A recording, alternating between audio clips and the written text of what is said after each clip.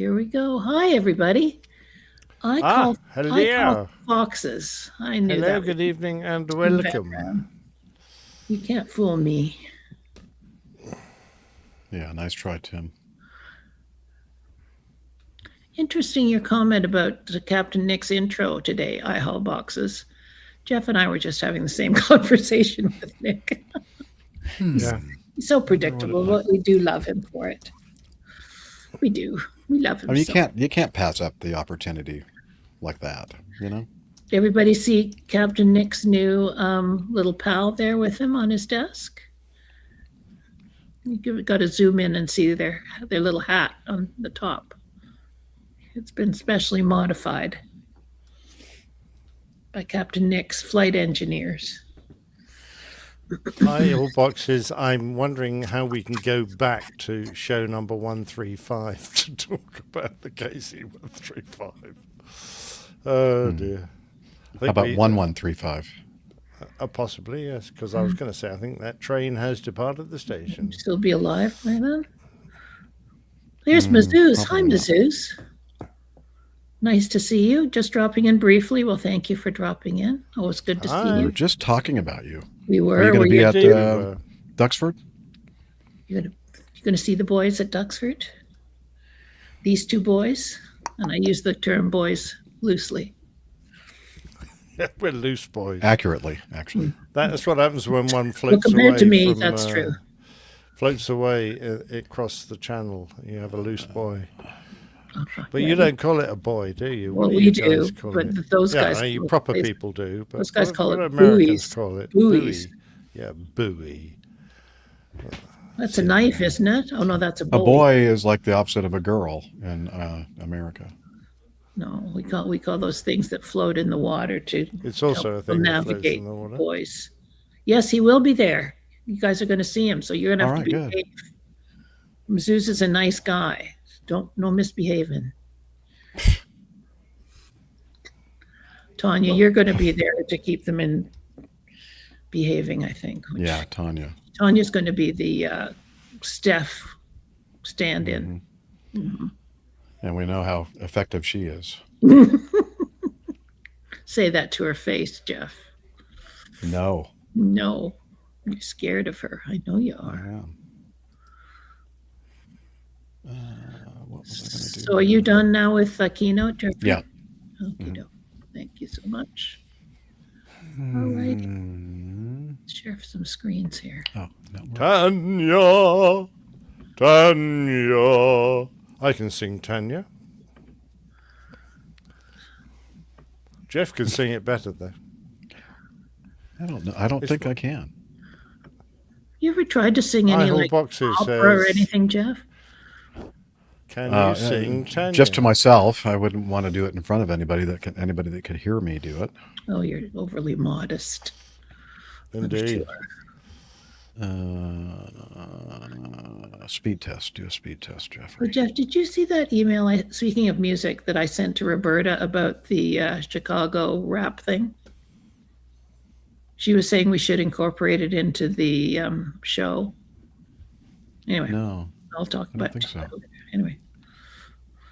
Didn't we do the kind of like the one that Captain Stefan? Well, yeah, that's the one she loved so much. She thought it was so great that we should play it on every show. And I was okay. I was just a little leery of it because it doesn't belong to us. I mean, I know it was done by AI and stuff, but I just said to her, we have to just sort of think twice because all the other music that you use is sort of yours, right? Like you commissioned it or somebody sent it. Yeah, or somebody commissioned it for the use on the show. Yeah. Right. Anyway. Although, sometimes it's a little loosey-goosey. Well, if you want to be loosey-goosey, go for it, Jeff. I don't know. I don't know if I feel comfortable with that. Well, I didn't think you did, but I did copy you on it, so you could Thank you. Step in and say, Liz. Was that today or something? No, it was a couple of days ago. Oh, sorry. I missed it. Hey, everybody. Okay. Hey. A whole bunch of people on the crew now have got their credentials to go to Oshkosh. It's going to be... We do, thanks to that woman right there. Well, that's why I brought it up, but it's going to be a good turnout, I think, from the crew. Maybe at different times. They may not be all there at the same time, but... They rarely are. Hope not. Fortunately, the foreigners on the crew, Captain Nick and I, won't be there, and Stefan won't be there. Apart from that, pretty much everybody else is coming. Why? Oh. Maniki Neko. Was that how you say it, Tim? The beckoning cat? Is it beckoning? I thought it was waving goodbye, like waving.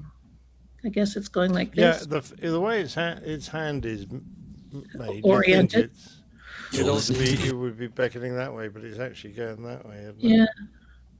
Well, at least it's not going like this. Well, I could make it do that if you want.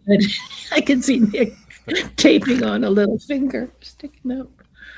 Anyway, white cat, good fortune and overall happiness. Well, that's what we want in our life, isn't it? Left How about paw. the golden one? Left paw. Is Nick's a left paw? Yeah, it left is. paw.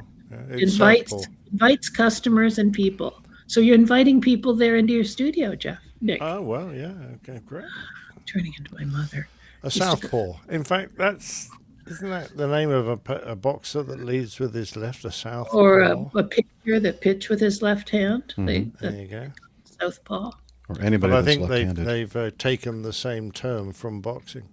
Southpaw. But do you remember back in the day, I mean, not that long ago, like being left-handed was a really bad thing. Wasn't it the late king, Queen Elizabeth's father, that they forced to change his hand, which hand he wrote with, and they felt that caused him to stutter badly and stuff. Like people, almost certainly, yes. like people I just, believe that was correct. if you were left-handed, it was kind of like almost like the sign of the devil or something.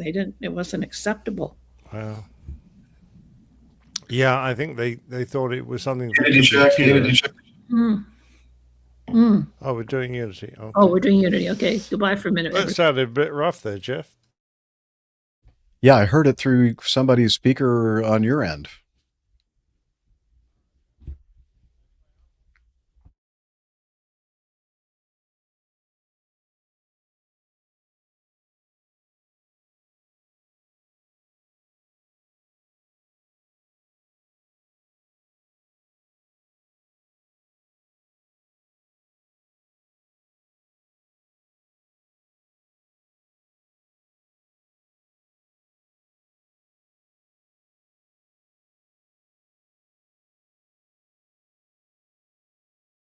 I'm sorry you guys are all missing that wonderful It was very interesting. banter on that. That's right, on the back Tanya. channel. Why left is sinister. Next week we're doing Correct. she sells seashells on the seashore. By the seashore. The shells that she sells are seashells, I'm sure. Oh, that's good. Seashells is very I never political. heard that part of it. Seashells is very political these days. We don't talk about them on the show. No. Seashells? Yeah. Really? Mm-hmm. Oh.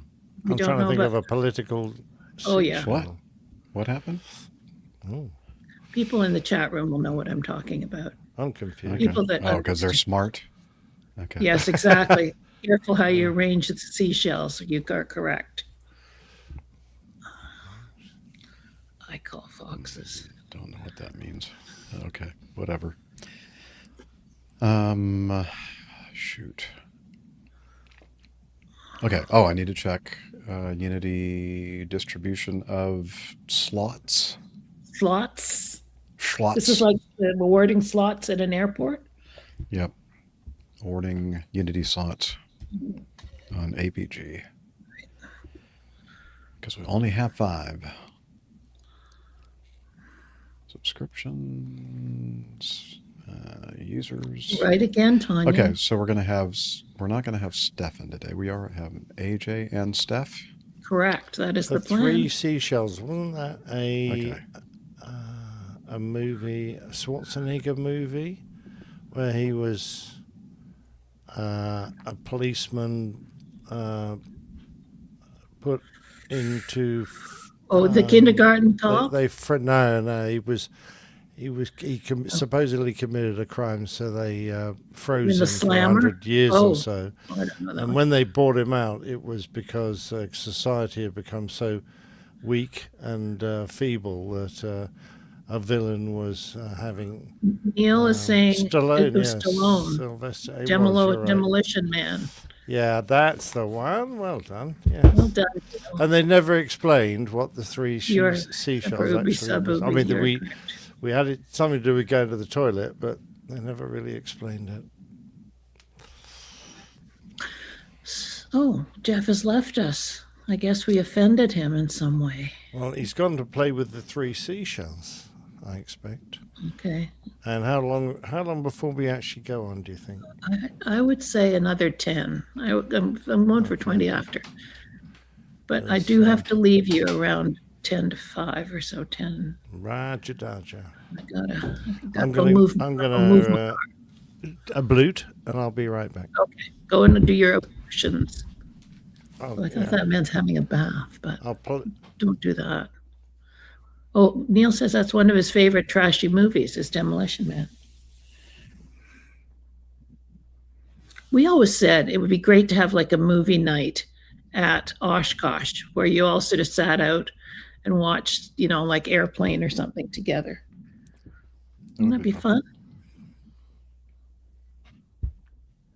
That it would. Tim is saying he served the Latin Mass before English was allowed to be spoken. Is it true, Jeff, though, that more Latin has come back now? Like they've sort of the pendulum has swung back a bit? Is that A true? little bit, not as much as it was pre Vatican II, but Right. because everything was Latin and Right, before that. right. But you're seeing it come back a little bit more, but not as much as some Right. people would like. Yeah. Right. Right. Right. Come Right. on. Okay, that's gonna have to do it. Okay. The high school I went to Oh. actually offered a course in Greek, like classical Greek. Like I think 2 people took it in my year. Like it's very weird.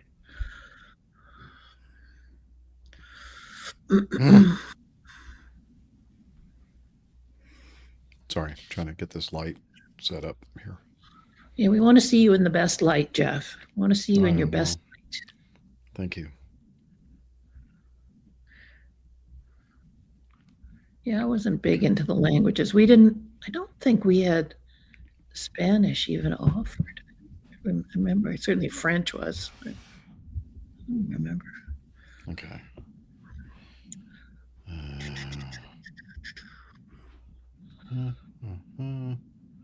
My color okay? Oh, yeah. You look good to me. Okay. What do you say there, chat room? How's Jeff looking? Thumbs up, thumbs down. Just got a haircut a little while ago. Oh, yeah, I saw that on your calendar. Yeah, looking good. From Erica, I believe you said. Yep. She's my She went. favorite. Is she your fave? Oh, yeah. There you go. Okay. How often do you go and get your haircut? I used to go like once every month and a half, 2 months, whatever, but it kind of would get pretty long. Right. And then I'd cut it, pretty short. But now I like to keep it on the shorter side. So now I'm going maybe every 3 weeks, 4 weeks, something like that. Mazouz thinks you look spiffing. Spiffing. Thank you. Spiffing. Appreciate And that. Boxer says you're spicy as always. Oh, wow. Do you two want to be alone together? Yeah. Oh. Okay. Let me look at the Evernote. I think Make we're sure getting thing. close. We're might getting closer. We're getting closer. Oh, then I got to do my keynote. Make sure that's set up. I'll be good. Yeah. Okay, Captain Nick and Nick Camacho's not joining us today, is he? I did not see any indication that was the case. I believe he must be back out on the road again. Again. And Dr. Steph, but she's probably not going to be here in time for the intro. Tim Van Ram, aka I Call Foxes. His salon charges $27 for a haircut. What do all y'all pay? 27? That's cheap. I'm afraid to tell you how much Just the place obviously I go to now. Fancy place. Well, your hair is one of your big assets there. It used to be like $30, and now it's well, because Erica's one of the senior barbers. I guess she got a Yes, you call it? a promotion. promotion. Yeah, so she's one of the senior barbers now, so it's like 50. Oh, And then I give her a tip, so it's 60. I That's what pay your coffee £30 fund Yes, sterling, so that'd be about $35, $40. But I get a beard trim as well as a haircut. yes, I agree, It's a Tanya. I'm scissor- happy Steph's on the show. We've It's been a trying to scissor get her. cut, no clippers for No me. clippers. No. Do they just clip your beard, or do they wash your beard and stuff? Oh, just clip it, Just clip it. just shape it. Has anybody ever seen, some wacky stuff comes across your timelines on like Facebook or whatever? For a while there, I was getting this guy, I think he was in Istanbul or something, and he was this barber. Oh my God, he would like wash these guys' faces and he'd slap them around, and then it was this performance. Like, it was like, wow. Well, all the Indian barbers I went to when I was on, down the road, because I used to do that, and in Malaysia, they always threw in a head and shoulders massage, facial, the whole 9 yards. Right. Well, this was quite. The Malaysian girls would try and pick your ears. I didn't like all these metal tools going into my eardrum, so. Mazouz pays 15 pounds, Nick. You better find out where he goes, because he's getting a bargoon there. And IL Boxes uses his wall clippers he's had 300 cuts for them, so he does his own. Good for you. I mean, are you completely bald? Do you just shave all the stubble off, or what? Yeah, explain Then just yourself. give Yeah, it we a have no polish. idea what you look. It's interesting. A lot of these people that we see each and every know. week, we don't have any idea what you guys look like. No, we know Tanya. We know Neil, because he's got pictures there, and he's been at some meetup. Well, we've We met know Neil Van and, Ram. We Yeah, definitely know sadly. Van Ram. We know Mike Kuipers. Tanya. Tanya, of course. I said Tanya. I think I've met most of you in person. And live to but tell the not- tale. Yeah, but not iHall. As far as I know, I don't know. He Maybe likes to somebody become I have met. a man of mystery at our IHall Boxes, I think. He likes that. All right, Jeff, let's get this show on the road. Yes, ma'am.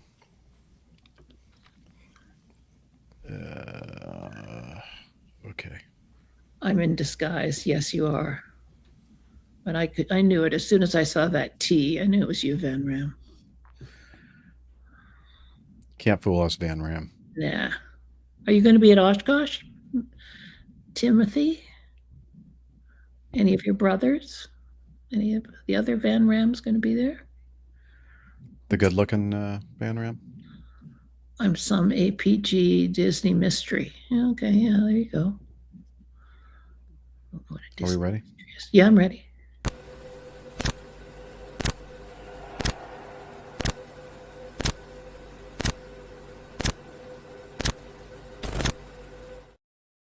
Hang on. Oh, all righty.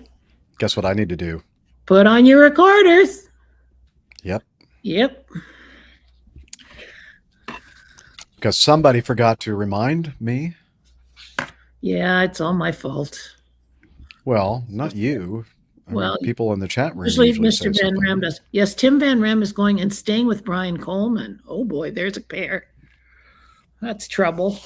Oh, in an RV. Oh, that should be interesting. Make sure All right. make sure you find out where they are and don't be next to them there, Jeff. Well, actually, yeah, I'm going to be in a different place. Not actually in Camp Scholler, but actually even closer to the flight line in like a private area that has no hookups whatsoever. So the RVS is going to be kind of like a forward staging area, and then I'll be sleeping in an Airbnb at night, My. leaving campus. I think that's the plan. I don't know. I need to talk to AJ. He knows all the details. Let's get going. All right. All right. Bye. Here we go.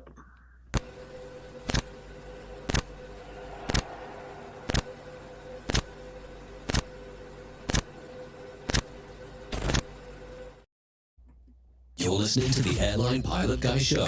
The view from our side of the cockpit door.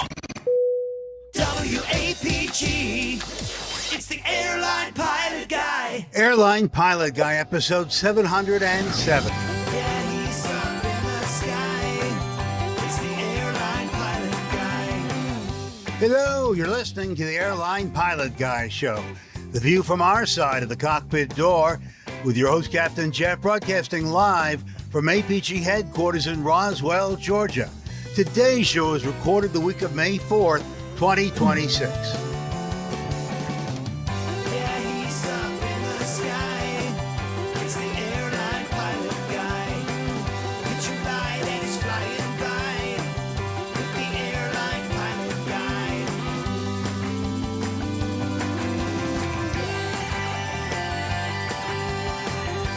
Guy. In today's episode, Spirit Airlines goes out of business, and a United Airlines flight hits a truck while landing at Newark. Also ahead, more news and your feedback. So get all settled in. Tray tables and seat backs in the upright and locked positions. Electronic devices powered on. I'm Radio Roger, and Flight 707 is ready for pushback. Thank you, Radio Roger Stern. He is an award-winning TV and radio reporter currently at the #1 all-news station in the nation, 1010 Winds and 92.3 FM in New York City. Welcome to the Airline Pilot Guy Show. It's an aviation podcast covering the latest in aviation news and answering your great feedback. I'm Captain Jeff, former U.S. Air Force pilot and retired Delta Airlines captain. And joining me from his Garden View studio, in Hartford, Hereford, and Hampshire. a retired professional dog photographer, former RAF, RAAF fighter pilot, retired Airbus A330, A340 captain for Virgin Atlantic Airways. It's Captain Nick. Hi there, Jeff. Lovely to be back on the show on this iconic show number. The show number that reminds us of course, of the Boeing 367-80 airliner. The Dash 80, as it was nicknamed, was rolled out the year of my birth, 1954. And although it was just a dinky little narrow body with only 4 seats abreast, when Tex Johnson, the famous test pilot, barrel-rolled it over Lake Washington in front of 500,000 spectators at the Gold Cup hydroplane races, its future was assured. Now, Boeing had chosen to name its projects in 100-number blocks, and airliners just happened to have the 700s. It was the marketing division who decided that the Dash 80 would become the Boeing 707. 1,010 would be delivered. Wow. Thank you. It makes you wonder why they didn't go with the 700 or the 701 or something like that. Why? Well, apparently the division thought it came off the tongue better and was a bit like 007, you know. Better marketing. Yeah. Okay. Very interesting. Well, that won't be the last time that we mention a Boeing 70 something or 7 whatever number. No, stay tuned for that in the future. Jeez. Also joining us from the North Woods of the Atlanta suburbs, race car driver, self-taught chef, and commercial multi-instrument engine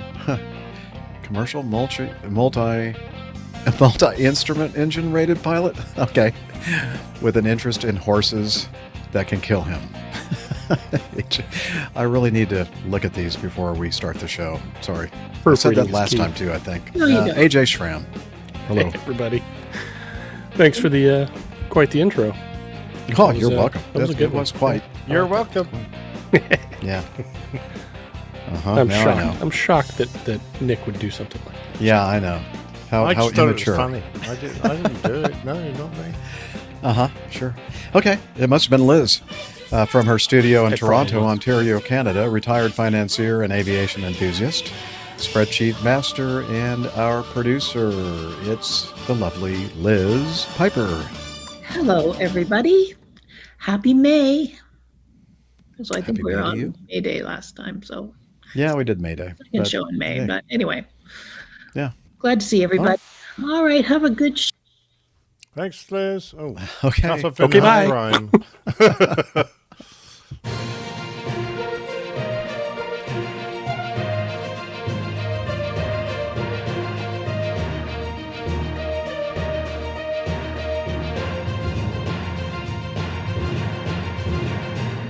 stand by for news. We were laughing, Liz, because you cut yourself off again when you left us. Have a Not great always. show. Huh? Yeah, have a good. All right. Let's see. I think it's time for me to share my keynote, which I thought I'd done before, but apparently not. Share screen. Window. There we go. Share. Okay. Well, we're going to start off the news with a sad story. One of our U.S. airlines, what do they call them? Low-cost airline, but I don't know. ULCC. ULCC Airlines, Spirit, has had trouble in late times, and they'd already filed for bankruptcy and then kind of emerged from it for a little while. And this last time, it was just too much for them, the high fuel prices, etc. And they had to shut everything down. And we have a couple of videos here. One where the some of the last Spirit flights are conversing with air traffic control, and a little bittersweet. So let's start this. All right, thank you. All right, I guess I'm not. Here we go. Tower Springs 1833. Springs 1833, Tower. Yeah, Dallas is there any Tower. other Spirit flights coming in after us? Let me see. I don't see anything. Unless there's, I don't think you guys flew nonstop from Intercontinental. That's like the last thing I'm kind of seeing on here. So you might be the last one. Might be a repo flight, but yeah, I guess this is it. Probably the last revenue flight. This is it tonight. Well, it was a pleasure working with you guys, and I wish you the best. Same here. Thank you very much. That was Dallas Fort Worth, and now we switch over to Chicago. Thank you. Hey, Spirit, all the best, and whatever comes next for you guys.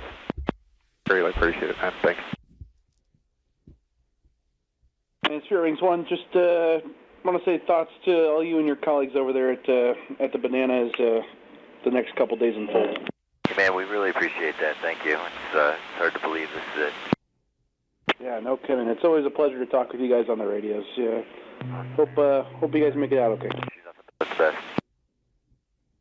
All right, and then the video ends with "Thank you." You know, I've never heard of them referred to as bananas, but I can see why. That bright banana yellow color on the livery of I always Spirit. thought bananas were made by Beechcraft. Oh yeah, the Beechcraft bananas. Yeah, Very good. the V-tailed bananas. Okay. And also, this happened. Turns out that there was a captain that was actually flying with his son, acting as first officer, was supposed to be flying his retirement flight. But guess what? Spirit Airlines shut down before he had a chance to. But I think some people found out about it, and here's a video kind of explaining that. Some heartwarming stories coming out of this situation with a video that is now going viral from BWI. Southwest Airlines doing its part to honor a Spirit Airlines pilot who missed out on his final retirement flight. Mr.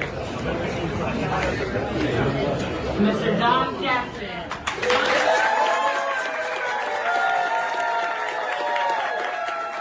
This is really awesome. Yeah, well, Southwest posted this video on their social media page showing a Spirit pilot, Captain John Jackson, who was supposed to fly his retirement flight, but when Spirit shut down, he instead found himself on a Southwest flight to BWI, seated next to his son Chris, who is a Southwest first officer. That's really cool.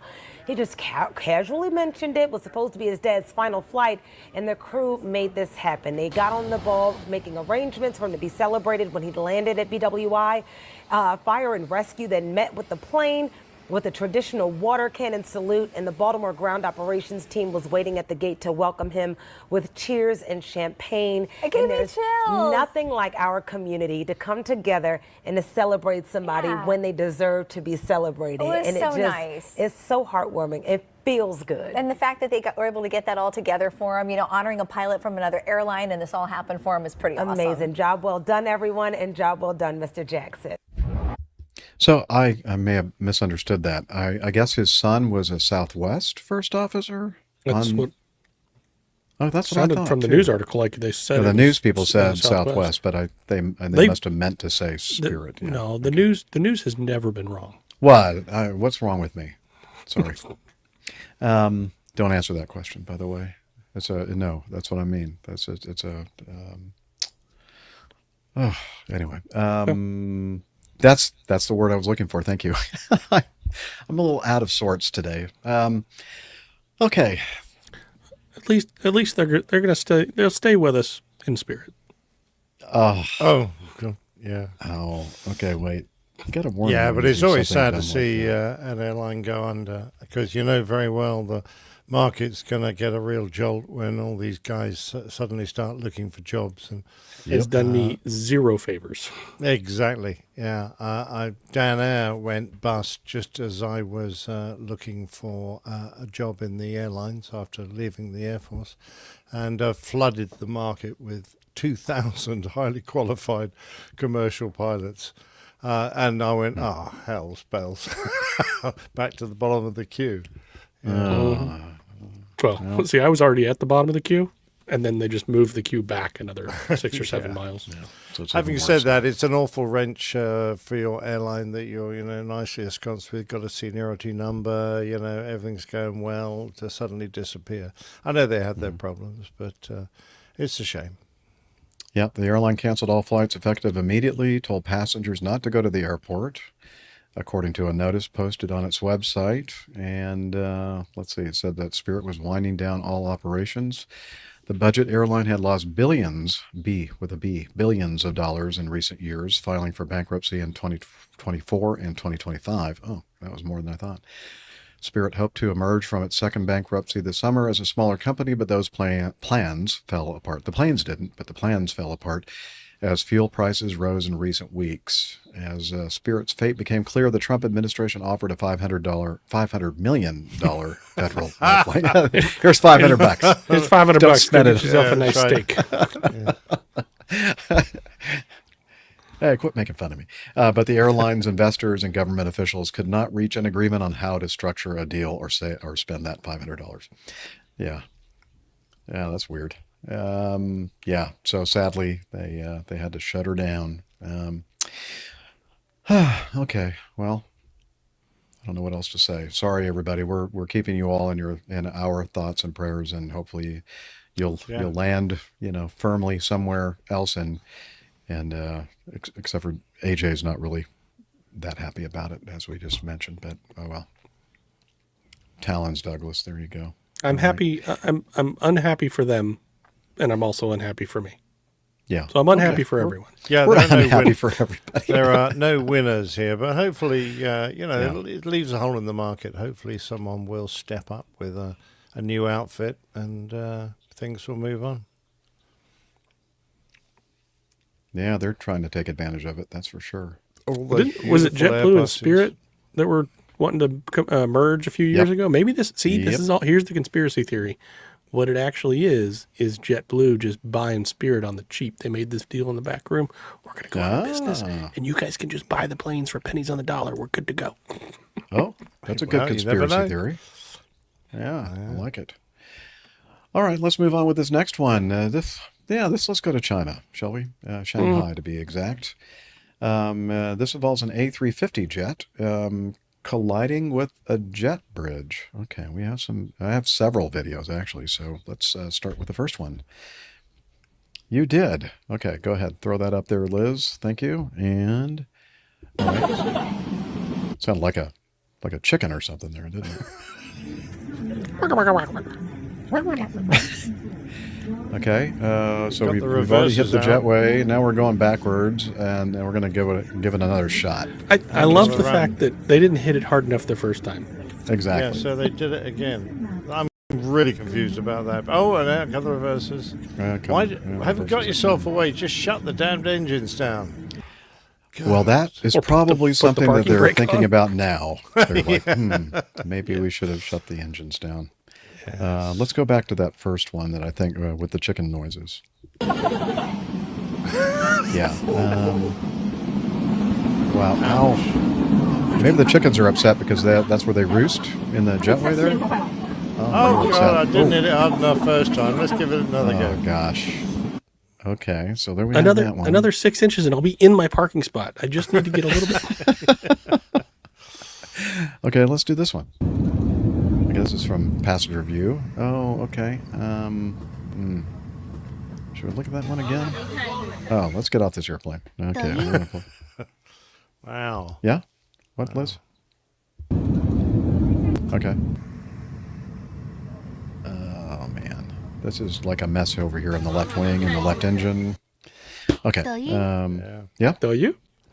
What? But the right on side the video, still Jeff. looks lovely. Oh, gotcha. All right, here we go. Here's another one. Oh, wait. I'm gonna. So this. Oh yes. This is, I think, the best one. So we're looking What at is going inside the on? cabin, and we're looking at one of the bulkheads, and above the flight attendant jump seats is one of those large monitors that is showing the view from the video camera mounted on the tail, looking forward. And I think the flight attendants are looking at some passengers, like videotaping what's happening on this monitor, and they're going, "What's going on?" I guess they probably felt something too, felt like turbulence or whatever. So one of the flight attendants looks around like, "What are they looking at?" So that's where we take over. Okay, there we go. Oh, we're hitting that darn jetway again. Very nice. And then the flight attendant goes, "What do we do now?" Somebody's calling, I think. Yep. Here, let me see what's going on. Hello? Yeah, hello? What's going on? You guys drinking? Ground turbulence, yeah. All right. Okay. So, amongst all the hilarity, isn't putting the reversers on in the ramp kind of crazy dangerous for all the rampers and stuff that's right there next to and in front of the airplanes? It's frowned upon. I wouldn't say it's ideal, but I mean suboptimal. they should be keeping pretty well clear of the engines, regardless. So I don't think it would necessarily put anyone in additional danger. And then after hitting the two separate jetways over there on the left side, I think probably most of the people that were on the ground that were anywhere near scattered further away, running for their lives.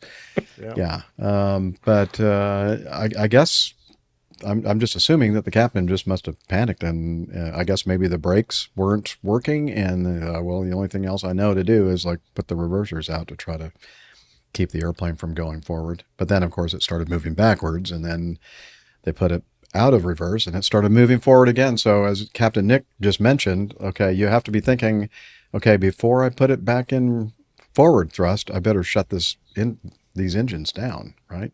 Yeah. I mean, if you want to minimize the damage, just shut the damn things down.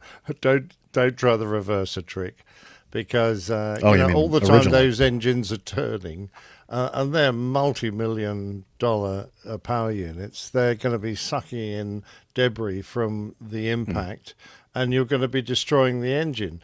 So just cut your losses, minimize the damage, shut the engines down, and hope for the best.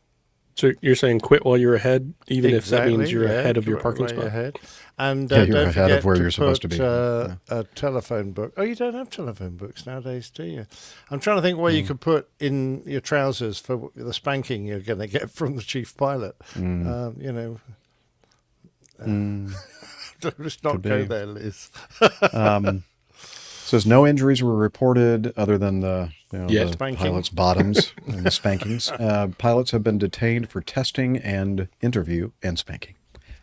Is that flight operations testing or additional substance testing or both? They disembarked them from the other side, apparently, with air stairs. With air stairs, yeah. Yeah. Yep.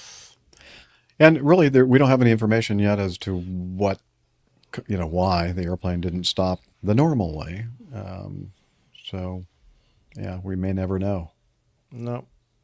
May never know. No. Okay. Good video, though. Okay, talking about, whacking things. In this previous news item, it's the jetway. Why don't we whack some bread trucks? Say? Okay. I need some bread. Yeah, a United flight, 767, strikes light pole and damages truck on the New Jersey Turnpike before landing at Newark. This is an anti-carb thing. I think you're right, Liz. Yeah, there's some activists out there that'll take any means necessary. Yeah, anti-gluten. Yeah, good point. So Kevin St. John, a long time APGer and even Catholic piloter, writes, "Hello, captains, emeritus Jeff and Nick." Am I saying that right? Captains emeritus. Thank you. I didn't think that was right. Georgia or GA pilot co-host, producer Liz, and APG crew. It's been a while since I sent in some feedback, and this event is certainly unique. It highlights one of the many unique hazards of that infamous and odoriferous toll road known as the New Jersey Turnpike. Having the roof of your bakery truck being smashed by the landing gear of a landing commercial airliner is pretty much the definition of a one-off event. I've heard of collisions between airliners and food delivery trucks on airport tarmacs, but never one involving a vehicle on the New Jersey Turnpike. This has got to have been a crushing experience for both the long-haul pilot and the bakery truck driver. Have you ever heard of any similar event involving a commercial airliner? Not me. I wonder if anything like this has ever happened at the Dutch Caribbean island airport, known for its low approach over a popular beach. Thankfully there, they don't have a New Jersey Turnpike underneath that final approach. They have No, but when it happens, they're going to get plenty of video evidence. Yeah, you're right about that. I was pleased to hear that Captain Jeff got to exercise his piloting skills during the Sun and Fun travel. Is this the first stage of return to flying on at least irregular basis? Yeah, my flying, definitely irregular, for sure. Best wishes to all those hosts still flying with favorable winds and lots of blue sky. Again, that was from Kevin St. John, and we have some videos if you guys would like to watch that. Okay, we're going to do this one. No, I just haven't advanced over here. Okay. You know what? I'm not going to play John, Juan, whatever his name is. John Juan. Guy, Blancalerio. I'm not going to play his, but I will include his video in the show notes because he does a pretty good job of explaining things, as he always does. But let's start off with this vast aviation video, shall we? Real Aviation Communications, liveatc.net audio. This happened on the 3rd of May, United 767-400, performing flight from Venice, Italy to Newark. Final approach between the RNAV to runway 29. So, I should probably United 169 for the RNAV to 29. Okay. He's all in a good mood. Yeah. So coming in to land, normally from this direction, they'd be landing on the 22s, 22 left, 22 right. However, sometimes when the winds are very strong out of the west, they will have us come in flying an approach to the 22s, but either fly and then peel off and do a circle to land on runway 29, or fly the RNAV to 29, which is essentially the same thing, but it's an instrument guided approach using RNAV GPS. And yeah, I have flown this a few times. Captain Nick has not, but I have. And no, we had a procedure, but I never had to use it. And it's because you hardly do it, and then you're looking for. I flew the one that was called the Stadium Visual, which is essentially the same kind of track that this flight took, doing the RNAV approach, which the RNAV kind of basically imitates or is the same kind of flight path. But it's when you're doing the visual maneuver and you don't have, because when I was doing it, we didn't have RNAV approaches on my fleet. So, and in fact, I don't even know if they had a real RNAV approach back then anyway. But it's confusing because you're looking for landmarks that you're not used to looking at. And there are some vertical path guidance items out there to help you out. In this case, a little bit non-standard. It's a PAPI, a precision approach path indicator, a series of 4 lights, left to right. And when you're on glide path, I believe it's red, red, white, white. The other way around. They turn red from the right. White, red, red. Okay. But normally the PAPI's, the standard location is on the left side of the runway. But in this case, because, you're coming in from the north and you're making that tight right turn to align with 29, they put the PAPI, well, I'm not sure this is the reason why, but they're on the right side. So it's a little bit non-standard, but they're there. And so all you do is you make sure that you're keeping the white, white, red, red look at it, and you're on the appropriate slope, and you're not going to hit any bread trucks on the turnpike. Neil had some good background on the approach performance. Okay, what?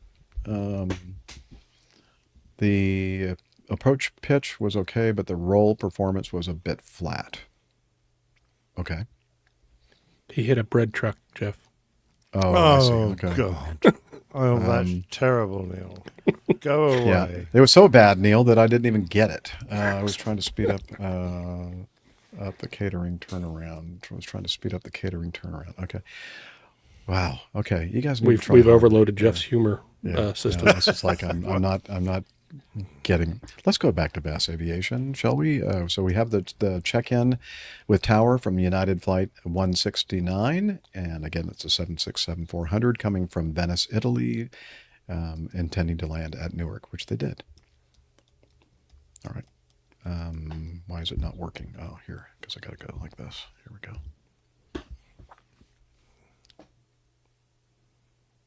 United 169, Heavy Newark Tower, hello, wind 30015, gust 31, runway 29, clear to land. Clear to land, 29, United 169. Mm-hmm. He's happy to be home.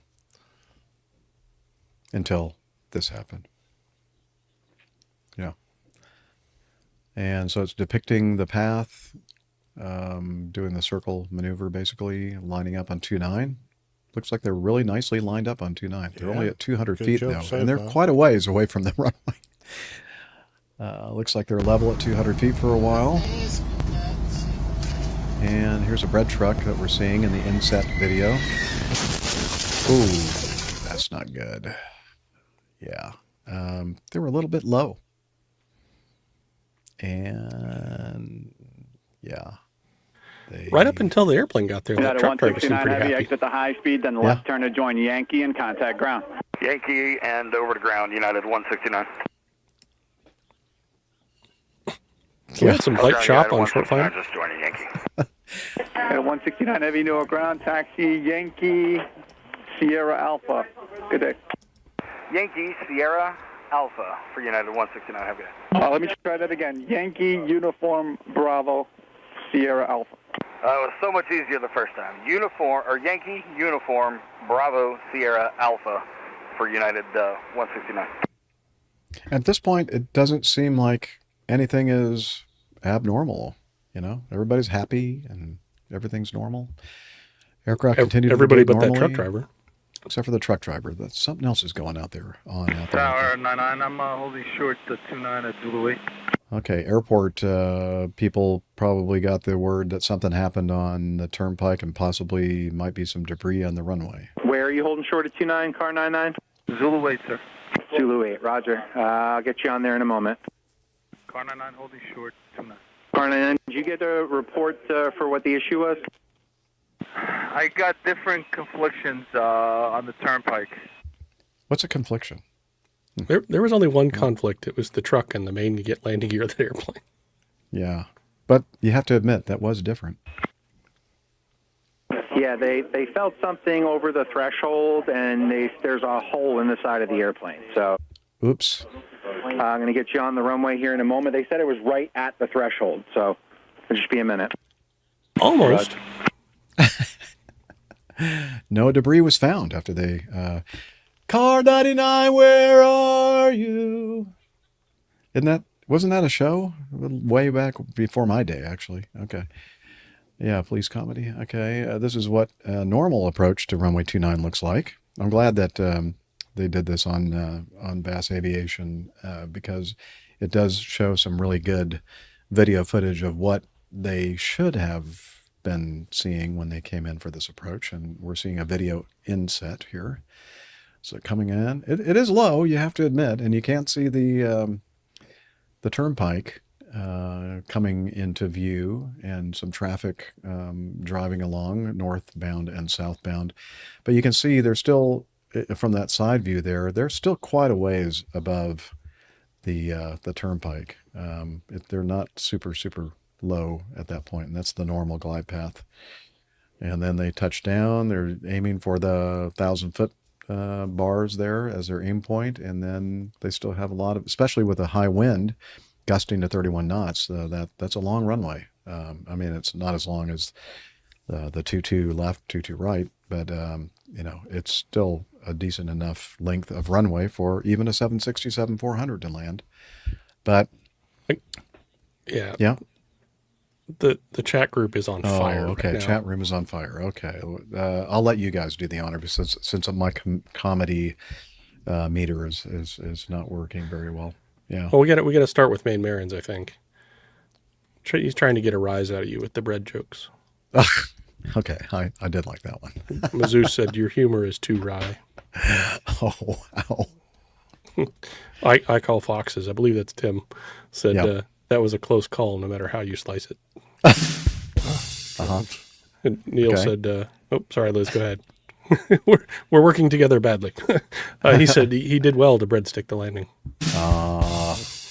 Not so good.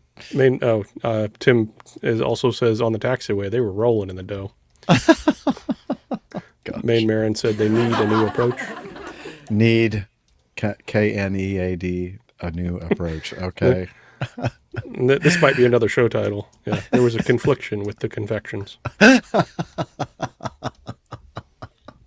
the last one. I like that one too. No loafing on landing. Oh, 54. Dang it. Well, 99, 54. Yeah. Sorry. Yeah, you're right. Oh, well. That you was guys well are done. great. Very, very, very, very And that's the show. Thanks, everybody, for coming. All right. Thanks for coming. All right. Oh, do you? Let's see some slides then. Yeah. Sure. Yeah. Okay, there's the airport diagram. You can see 29 at the top there going from, the horizontal line, basically, left to right or right to left. Yep, they were. Yep. And you can see it's a little bit shorter than the normal landing runway, which is the one on the right, the 22 left, or 4 right if you're coming in. 40% shorter, but who's counting? Yeah, but as I said, you have to think about the conditions, and the reason why they're even using 29 is because of the high winds. And when you have a high wind going straight down your pipe, that helps, so to speak, the airplane thinks it's a longer runway. There's the offending light pole. I think that would be the offended light pole. Or offended. Yeah, you're right. You're right. Oh, and this is the very happy bread truck driver. And unbeknownst to him, right above his left-hand shoulder behind, you can see the left main landing gear of the 767-400 coming out of his window. Although, I'm still not convinced that is from a tire there, that on the windshield, honestly. But that's just me. Well, it may have hit the top, which compressed the window and caused it to shatter.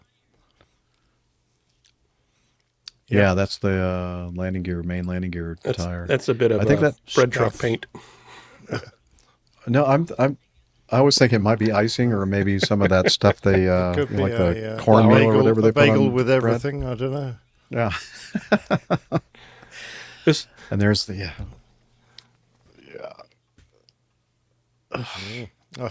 This whole thing reminds me of a short film. Have you guys ever seen 405, the movie? No, Very I don't late think I ever will. 90s, early 2000s. You got to look it up. It is hilarious. Basically, That's long story Interstate short, it's a 405 in California, the freeway. Yep. So it's an airplane that lands on the 405. One guy doesn't get the memo. The entire runway is empty, or the entire freeway is empty. This one guy's tootling along in his Jeep Cherokee, and I won't spoil it, but it's worth. Oh, wait a minute! Is this the one minutes. where the aircraft hasn't got a nose gear? Or Partway through the movie, wrong yes. with its nose gear. Yeah. The Jeep becomes the nose gear essentially. Yeah, I've seen. Seen that. My parents were friends with people who helped make that movie. But anyway, reminds me very much of that hilarious situation. There's the area view of the approach end of runway 29. Very some handy displaced arrows saying "Don't land here, land up here." Okay, keep going. Keep going a little bit further before you further. touch down. Yeah. What a shame. I feel a bit sorry for the crew, but if ever there was a need for a go around. Yeah, for sure. So there's the flight path where kind of the top would be to the west and essentially, basically. I do have some video. Back a couple slides real quick to that the one with the overhead view. That one. Nope. Forward. One more. That one. Nope. One back. One back. That one. Perfect. So right there at the edge of the freeway, this is showing, and again, this is based on GPS, but or based on what the airplane's reading. So they're at 75 feet. The runway safety area is required to be from the threshold out is 1,000 feet. So if you use a basic 3-to-1 math, they should be somewhere around 330 feet. Yeah, and I think the threshold crossing height on runway 29 is 60. So where the actual runway begins after the displaced threshold, so quite a bit in this picture that we're looking at, quite a bit, toward the left side. 2,000 feet from there. Yeah, that is where you're supposed to be 60 feet above. So basically where those piano keys are, all those, bold white lines there to the right of it, where that strong white paint is there. No. Just to the right of those horizontal lines. The solid line. So the solid the vertical line. The vertical solid line. Right there. That's the threshold. Okay? 60 feet. That's where they should be. Obviously, they weren't. Not quite. Not quite. Yeah, please do. So here, there's a note. There are always notes to these various approaches. The approach they were flying was RNAV, RNP, Yankee, runway 29. And it's hard for me to read exactly. Approach not authorized. What does it say? Approach not authorized when bakery trucks in approach path. There we go. But So what's obviously interesting is presumably read that's the a note. genuine chart. Can you read the sentence before that, AJ? Straight in runway 29 at night, operational VGSI required, remain on or above VGSI glide path until threshold. Approach not authorized when bakery trucks in approach path. Yeah. So the important bit there is stay on or above the vertical guidance indicators. Yes. So they definitely weren't on or above. They were below. So that should have been an instant go around. Okay. Liz is leaving, so I'm going to... All right. Thank you. Appreciate it. Good luck. Don't hurry back. Don't worry about coming back and doing anything bad. So I'm going to play a little video. We knew what you meant, Jeff. I don't know what I'm all over the place today. Sorry. Here we go. We're going to play this video of the truck driver who is all nice and happy. I'm a happy truck driver. Look at me being happy. He's singing. He's having a good time. I love my job. Looking out the window. Oh!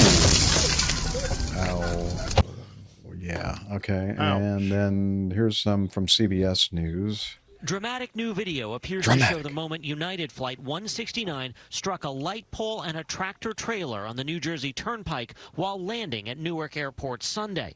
See what I mean? It's a new view of the accident captured on the dash cam of Warren Bordley's truck.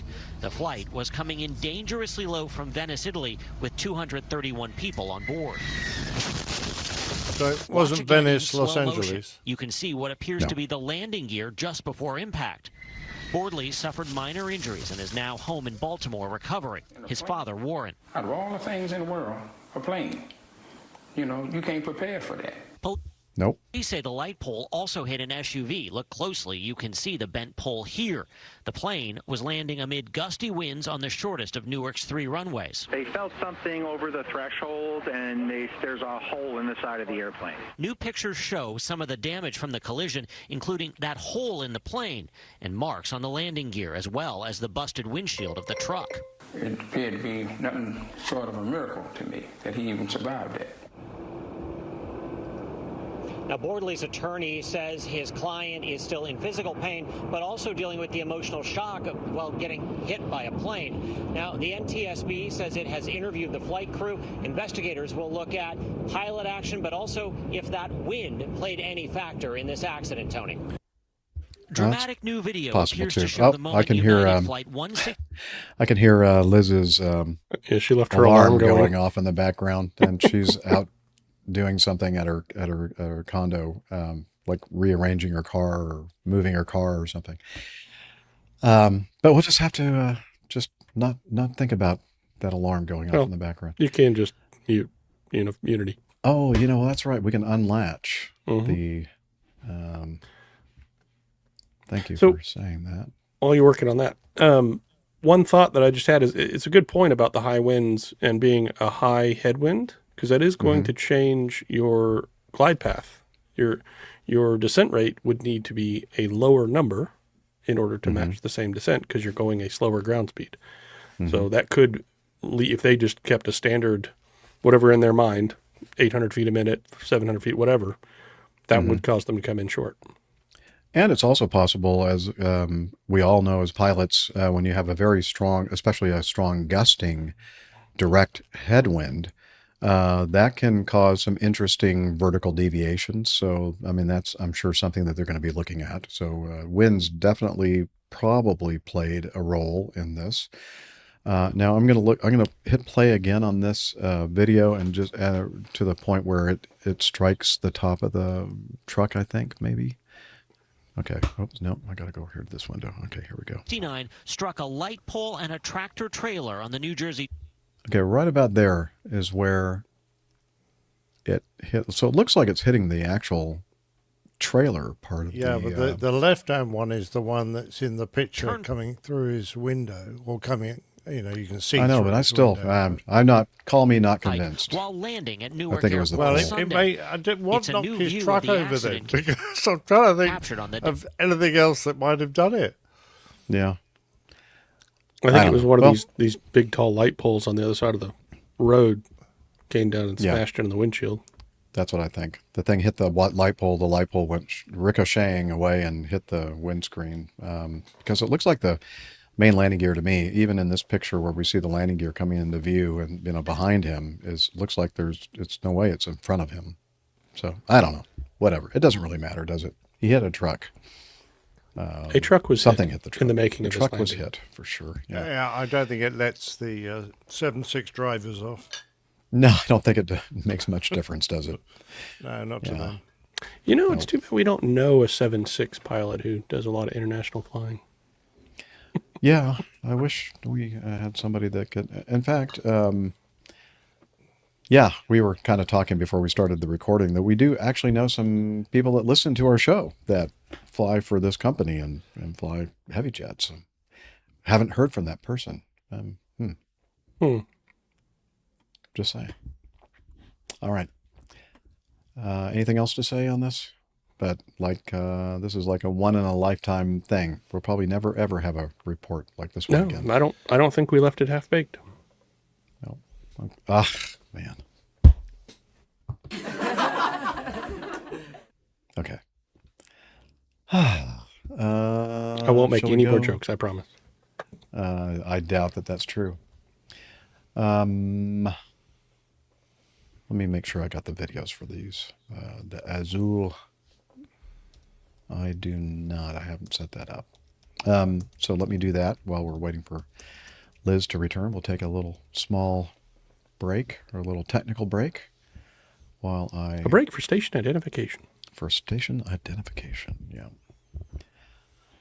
Well, we could just go ahead and play it the old-fashioned way, couldn't we? Do you have? You should have the WAPG soundbite as a button. Oh, actually, I don't have it as a button. I know. That's why I said you should have it as a button. I know, but I guess I could do this. You're listening to the Airline Pilot Guy Show. The view from our side of the cockpit door. WAPG. It's the Airline Pilot Guy. There you go. Yes, if you want to do it that way. A little bit more. I mean, it was a little bit more than we needed there, but okay. Why don't I just do it the old-fashioned way? I'll go ahead and. So Nick, does your cat ever get tired? Yeah, when the lights go off, it gets very tired. No, that makes sense. Yeah. We'll go to videos, and then we'll see if I can find the right one. Okay. So we have two. This next news item involves an Azul E295 and a Gol B737-800 at Sao Paulo on the 30th of April of this year, not too long ago. Near collision between one of the flights taking off and one of them going around. And the first...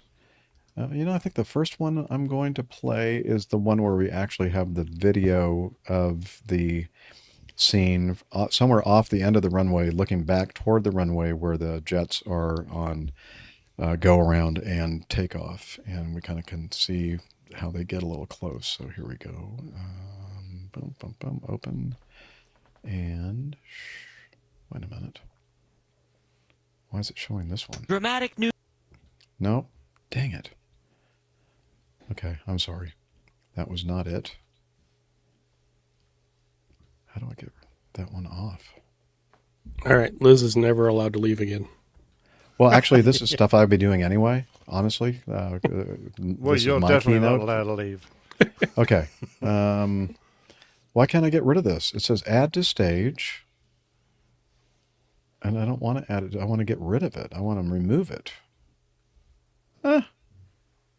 Why? Which one? The one that says new video show. So the right to the, well, what I'm looking at is right to the right of my video thumbnail down here. Can you guys get rid of that? No, I can only add it to stage.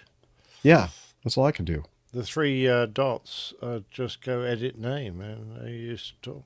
Exactly. That's exactly what I'm seeing. At the bottom, where the little plus with the screen icon is, there should be one next to it with a little X. Yeah, I don't see that at all on my screen. Oh, then it must be shared. It must be shared from Liz's screen. No, it's not, because she doesn't do the videos. I do the videos, so it's me. So that's what's perplexing about this whole thing. Let me go. Oh, you know what it might be? Because I quit. Try adding to stage and then removing it and seeing if that makes a difference. All right, let me see. To show the moment United flight. Okay. Did that and bring I up still can't another get rid of it. Wow. Isn't that weird? Yeah. Okay. You know what's really weird? Do you have the little plus icon? No. At the bottom, next to like the Yes. microphone mute and all that. Yep. See if you can just share a different screen or different window. All right. There, did it share something different? Yep. Okay, so let me, but that thing's still there. Well, but who cares? Just share the But I wanna- one you need to share, and then. Okay, well so what I'm trying to do is do video file, and then video, new video, wait a minute. Well, this is just a big mess, isn't it? Which one's the Azul? Now it's disappeared. Okay, there it is. There's the Azul. Okay, let's try this one. Open. All right, so we'll just ignore the one that we can't seem to do anything with over there to the left. So I'll add this one to the Take a look at this stage. new video showing a frightening Okay. close call between two. So we'll back it up. And I think that's as high volume I can get out of it. Okay, so recover. Thank you. Welcome back. This has been a nightmare mess for us. You've missed nothing. Yeah. No, you really No, didn't miss really. anything. Okay, here we go. we're going to play this first video on 01D. Actually, it's the second one on the Evernote, but I'm going to play it first. The close call between two passenger jets in Brazil. Take a look at this new video showing a frightening close call between two passenger jets in Sao Paulo, Brazil. One plane attempting to land as the other was taking off. According to flight radar, they were just 450 feet apart at one point. Authorities in Brazil are now investigating this incident. Okay. And now let's watch the actual ADS-B information from the same incident, and we can see how close they got. Boom, boom, boom, boom, open. Here we go. Add to stage. Take a look at this. Nope. Dang it. This one.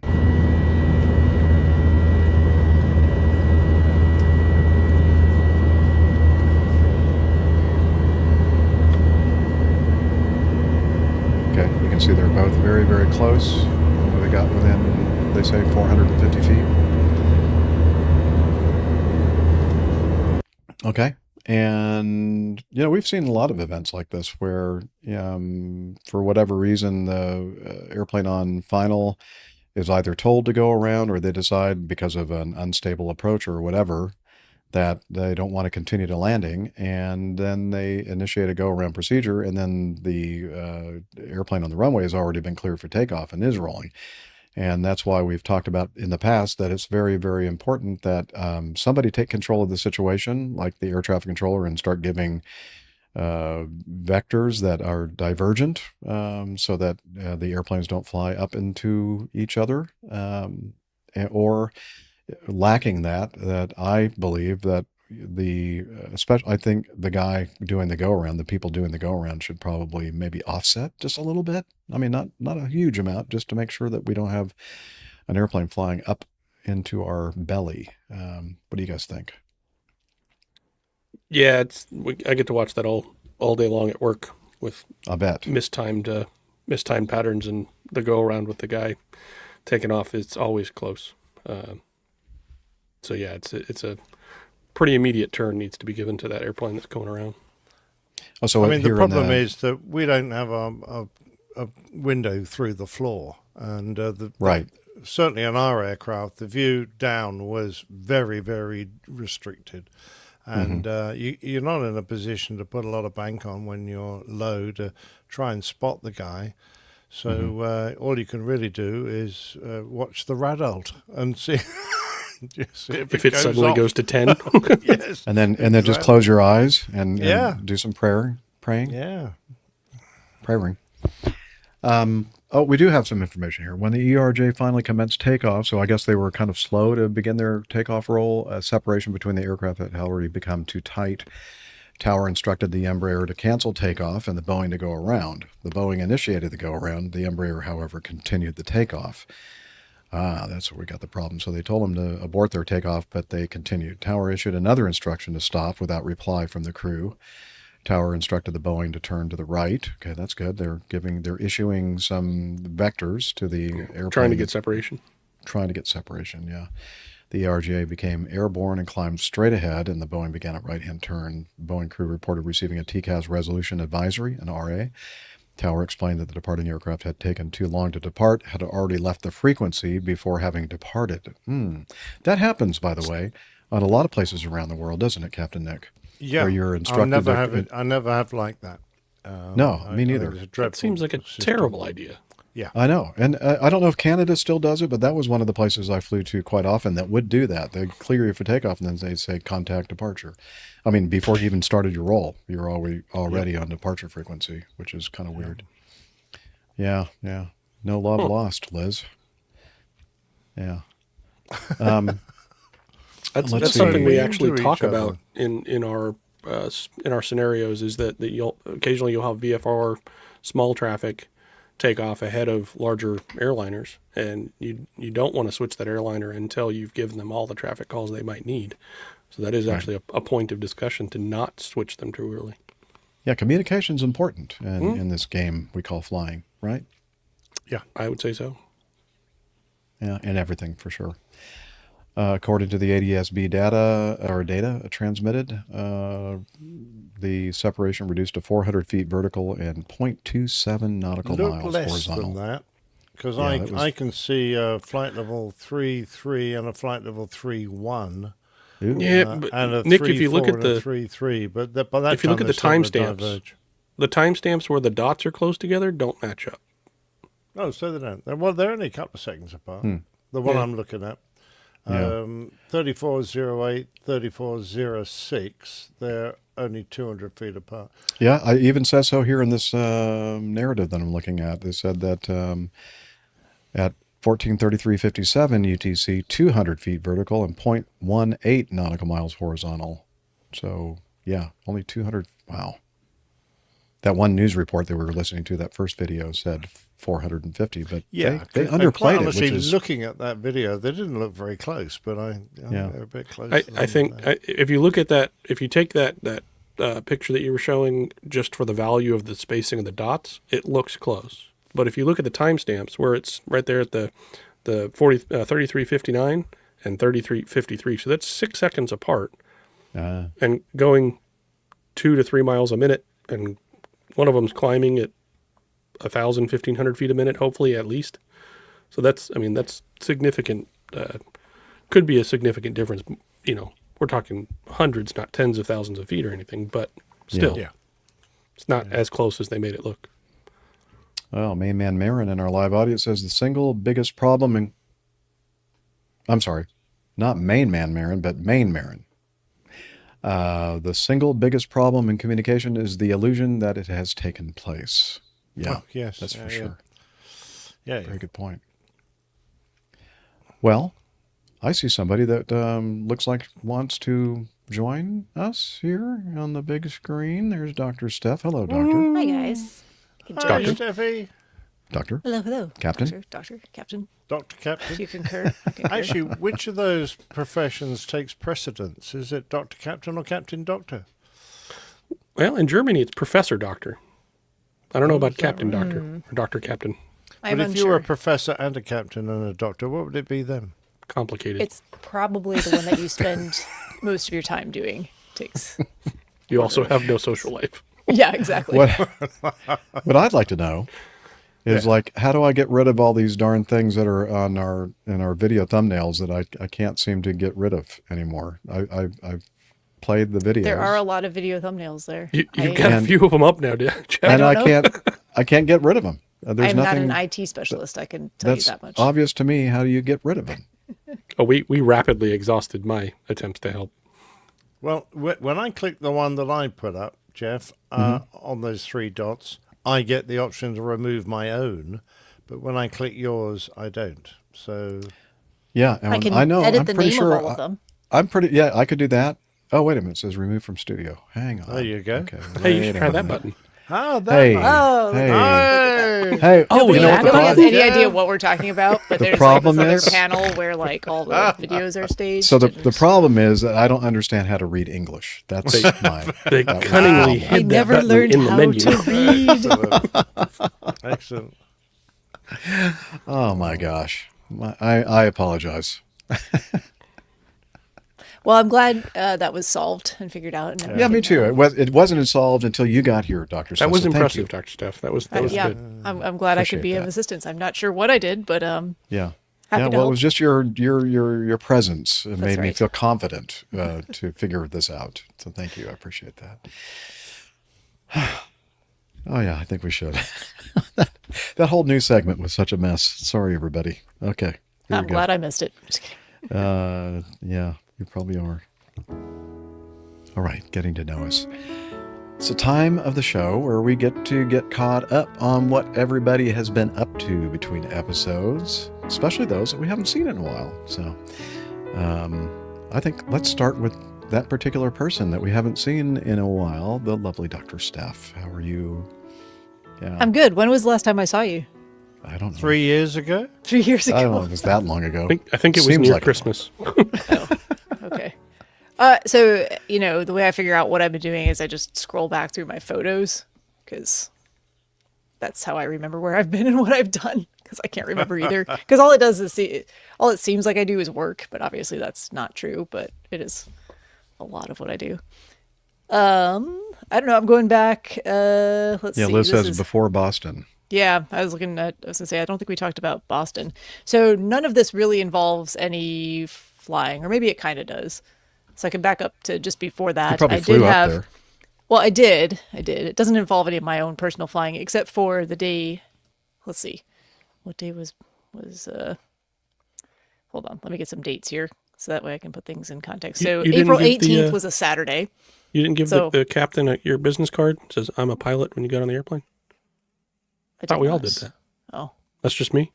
I failed. Yeah. Well, I'll tell you why I did not here, because there may be some relevance to that. But the 18th of April, I spent all day being a jumper dumper. I think I flew 24 loads of skydivers, and we were done by 6 p.m. Wow. That's timestamp I have there. And then we were looking at the weather that was a Saturday. Looking at the weather for Sunday was an obvious no-go. I forget exactly what was happening. Rain, low clouds, wind, probably all of the above. So, well, if we're not doing that, my plan for Sunday night was to go up to Boston so that I could spectate the Boston Marathon. Had a bunch of friends running this year. It's always just a fun time to go watch a marathon that you're not actually participating in. So I thought, well, maybe I'll get up there a day early. My coach is from the area up in Boston, and they have a big shakeout run on Sunday morning. So I looked down at my American Airlines app, and I went, oh, there is an 8:50 flight. Now it is 6 p.m., and I am about 35 miles south of the Charlotte airport, and I still need to go home and pack. So I went, I think I can do it. So I changed my flight. I swapped from the Sunday to the Saturday. I drove home, put a bunch of stuff in a bag, looked at the weather real quick for Boston, which was decidedly colder than it had been in South Carolina. So that Saturday, it was about 90 degrees Fahrenheit for the high. And then I think I got to Boston and the high was like, I don't know, like in the 40s maybe, and overcast. And I mean, it was very different. So I went, I don't even know what I need to wear for that anymore. So I just grabbed a bunch of stuff that seemed warm, put it in a bag, and then got up to the airport, and basically just in time to join the queue to board the airplane and go up to Boston. So made it. Did you even have to stop? I mean, did you just like walk from parking? Oh, no. just I keep parked and walked walking? straight through security. I will say I'm a big fan of the touchless TSA pre-check system that they have now. So you don't have to have your ID out or anything. It just takes your picture, which I'm fine with. They've already got all my identity information. I'm not a secret to anyone. So takes your picture. It comes up and says, this is who I am, and this is my flight that I'm booked for, and you just walk right through. And then the rest of the security screening's basically the same. Stuff goes on the belt, x-rayed, good to go. And then I had to walk all the way to the farthest gate possible. Probably, well, not the farthest, because that would have been one of the A gates, but like end of the B gates probably. So by the time I got there, it was like boarding begins in 2 minutes. Like I think they were actually pre-boarding. So it was pretty good timing. Great time. Good job. Yeah, perfect. It sounds like efficient time management to me. Yeah, it was very efficient time management. So, and then Did you get on the right flight? I got on the correct flight. Good. That's when we had the problem. It was all They didn't, going they didn't do really a real well. good job of screening which flight I actually got onto. I ended up in, Southern California. No, I'm just kidding. I ended up in Boston. It was kind of icky when I got to Boston. I took a picture of the TAF. It was, I don't know, what did it say? Overcast, 400, drizzle, mist, 45 degrees. Yak. Yeah, icky. So it was kind of the same the Icky next morning. Boston. Icky. Oh dear. So, but met up with a bunch of my friends the next morning. We had a little group run, a little shakeout run along the Charles. Most of them were running the race the next day. I was not, along with a handful of others. So we just got to enjoy ourselves and have coffee and donuts afterwards. And Oh, wow. actually entertained myself. It was a rainy day. It rained all day. I went over to the expo and spent money on some merchandise I didn't need, but liked. And then I went to, if you're familiar with Boston, there's a road called Newberry Street. And on Newberry, there are two restaurants across the street from each other. One is Joe's on Newberry, and the other is Stephanie's on Newberry. So I'm Stephanie, obviously. My brother is Joe, so we always laugh that it's my other brother is left out. There's no Michaels on Newberry, unfortunately.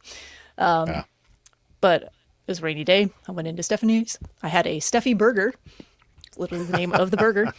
It had all kinds of stuff on it, like fried onions, bacon. I don't think it had an egg, but it was a decent burger.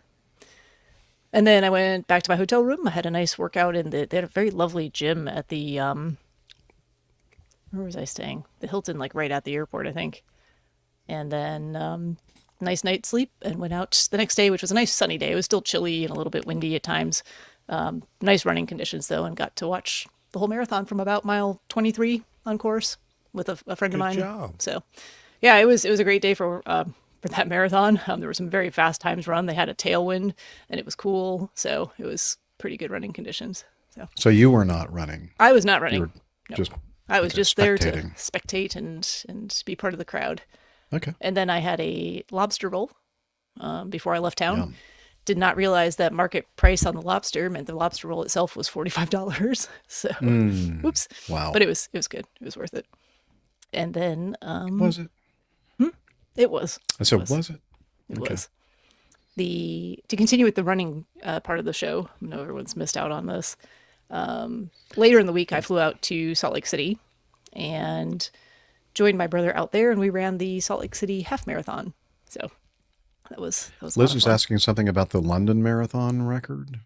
Oh, yeah.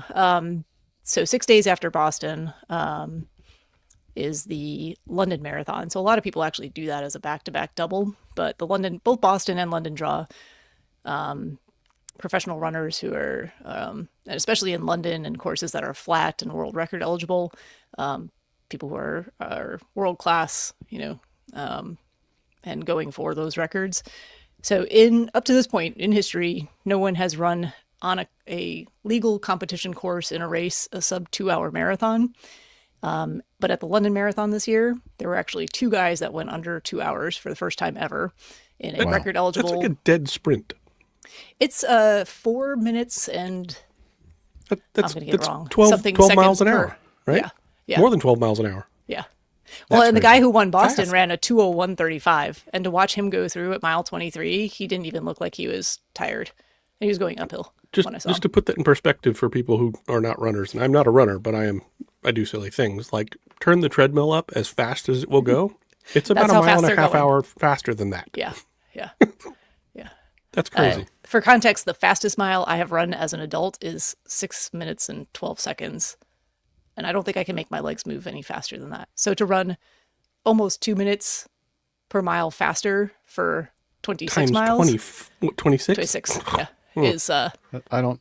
it doesn't really compute. No, they're not human. So the day before the London Marathon, my brother and I ran the Salt Lake City half marathon. I was doing it as a workout. He was doing it as a workout. We didn't have any big time goals or anything. His goal was just to go under 2 hours. So he ran like a 1:56 for half the distance. To put it in context. And he's not he's not a slouchy runner. No, he's not. He's pretty good. So Neil Salt Lake was fun. Wife, yeah. He says, Imagine being being the the second second guy. guy. Well, here's the thing about the second guy. So he owns the second fastest time in the half marathon currently. He broke 2 hours. There's a meme going around that says, you broke 2 hours in the marathon. Did you win? And it's like, no, I didn't win. Still came Always in a second. bridesmaid, never a bride. So yeah, I can't imagine that. But he was, I saw some interviews with him, and he was very excited about his accomplishment, and he's up and coming marathon runner coming from shorter distances. So I think we've, hopefully we're just kind of scratching the surface of some of those times. We'll see him again. Yeah, we'll see him again for sure. There's been a lot of other really good running feats recently too, but in order to not turn this into as a opposed running to running podcast, hands. running podcast, I'm going to stop talking about that now. And the only other thing I'll mention is that I went to an NHL hockey game in Salt Lake City, the Utah Mammoth versus the Las Vegas, I forget what they are, Knights maybe. That was a lot of fun. I had a good time. Any fighting? breaking There was out some there? fighting. Yeah, Yeah. there was a little bit of fighting. It's Is been a while it since really a hockey game if they don't Yeah, fight? but what about the players? Did they fight? They fought. They definitely fought. I fought the people next to. No, I'm just kidding. Good point. Man, that arena in Salt Lake, the Delta Center, it gets so loud. I forgot how loud it actually gets. It's been probably 2 decades since I've been there for any sort of event. I had not brought earplugs with me, and I regretted that. But cool experience. They did a really nice job of like fan experience for the game. So Cool. yeah, I think that's Excellent. most of it. The rest of it's been work. Work. Work. Yeah. Well, I'm glad you made it to the show. That's great. Yeah. Good to see Glad you. to be here. Good to see you guys. All right. Who wants to go next? Oh, I can play Maybe. that one little video, and that'll get rid of me. All right. I had a visitor from America come, and if you listen to this, you'll find out all about it. Hi there, Jeff. It's Nick here. Would you believe it? I'm down the pub yet again. Cheers. And beside me is Garrett, who's just flown in from Chicago. And very nicely, he's, despite the fact he's probably hanging in his straps, he has come all the way down on the train to my local village. And we're going to have a meal together. And before we do that, I think it's probably only fair if we have a little word to the APG world and find out what you've been up to. Yeah, sure. Like you said, got here today, and I've just been enjoying life as a very senior first officer. Very senior, I would have thought. Very senior. Yeah, I'm number 12 in Chicago, and Oh, wow. so yeah, it's a good life. Mm-hmm. Just enjoying doing all kinds of things, mainly not airline flying related, but All right. but I do enjoy flying my airplane on my days off, and Oh, you better tell us about that. yeah, I have a Cessna Cardinal. It's a I've owned it for probably 23 years now, and so I keep a good habit of flying that, and so I enjoy that, and I do a lot of woodworking on the side. So All right. yeah, that's kind of what I do on my days off. Very nice. You have no plans to build yourself a wooden aircraft? No, I've never even thought of that. Do you think it would be within your skill level? Probably not. I don't know if I would get in it, but but yeah. Absolutely excellent. And we won't tell everyone which airline you work for, but it's not that one. It's another one. It's this one right here. Yes. Yay. Indeed. But how's it Acme. going? And you say very senior. You're ready for command? Well, I would like to say yes. I'm ready, but I don't know that my family is ready for me to do that. Oh, okay. Well, that's fair enough. Yeah. So I've chosen the lifestyle over work, if you will. Yeah, no, that's very sensible. I know a lot of guys who did exactly that, and they were very happy with their careers. So, Yeah. Hopefully soon. I'd like to within the next 2 years. We'll see what opportunities come. Excellent. Oh, that's excellent. And what do you generally do, and where do you generally go on your flights? I do a lot of flying to just to Europe in general. We fly a lot of Zurich and Amsterdam. Oh, right. Okay. And every once in a while London. No, you don't drink, but do you partake in Amsterdam? No, No, you don't do that much, either? Fair enough. Not a good idea. No, stop it. Especially on video. And not in our line of work. Although, having retired, I've often wondered if I ought to just pop over and give it a go, just see what it's like. Yeah, I have a Dutch friend who is also an airline pilot, and he promises me when I retire to take me and show you the good stuff. Yes, indeed. Excellent fun. Excellent. Now, you live up near the Great Lakes, don't you? Well, you were born near the Great Lakes. You live a little further inland now. Yeah. I still live pretty near where I grew up. Maybe about 45 minutes drive, so it's pretty good. And I, um, yeah, I've always lived in the same state, so um, I just enjoy it there. And excellent. Are you far from your aircraft? No, it's about 15-minute drive. Oh, fabulous. So how often do you get up there with your family and take them somewhere nice? Well, I don't know that my family all enjoys the airplane as much as I do. So okay. It's mainly myself, and I'll take friends up. And my son does enjoy flying, so we'll go flying sometimes. My son and I. How old is he? He just turned 15. Oh, great age. Yeah. Yeah. So has he shown any interest? Unlike my two, who were the least bit interested in aviation. Yes. He really wants to be an airline pilot. Oh, brilliant. Yeah. Well, you're obviously setting a very good example. Well, I'm not sure about that. I think I'm not sure if I do that, but I do know that I have taken him to Oshkosh every year that he's been alive, and he loves. Oh, wow. He loves the airplanes and going up and spending time with me. So. Oh, that's fantastic. That's good father-son bonding stuff. Yeah, indeed. Yeah, absolutely. Well, I'm very jealous of you and your beautiful family and your the lovely place you live, and the fact that you've got your own damned airplane. Yeah.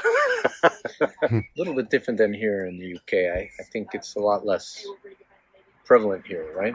Well, it's a little more expensive, and the airspace is a lot more crowded. Yeah. But I think it's still a reasonably large GA community. And there's certainly a lot of airfields. You know, you guys came across during World War II and built us lots. A bunch, yeah. Yes. That is true. Just about everywhere you look, there's an airfield here. That's exactly right. There you go.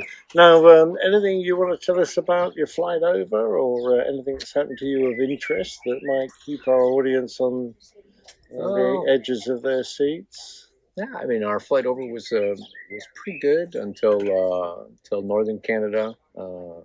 Those darn Canadians. Yeah. And always problems. Yeah, and we hit some moderate turbulence, I would say, and until we got out over the ocean, and then it was smoothed out pretty good there, and it was smooth sailing the rest of the way. Did you manage to get the meal service out of the way before the turbulence? I ate and got into the bunk seat just before the turbulence came. So you were rocked to sleep? Yeah, I was rocked to sleep.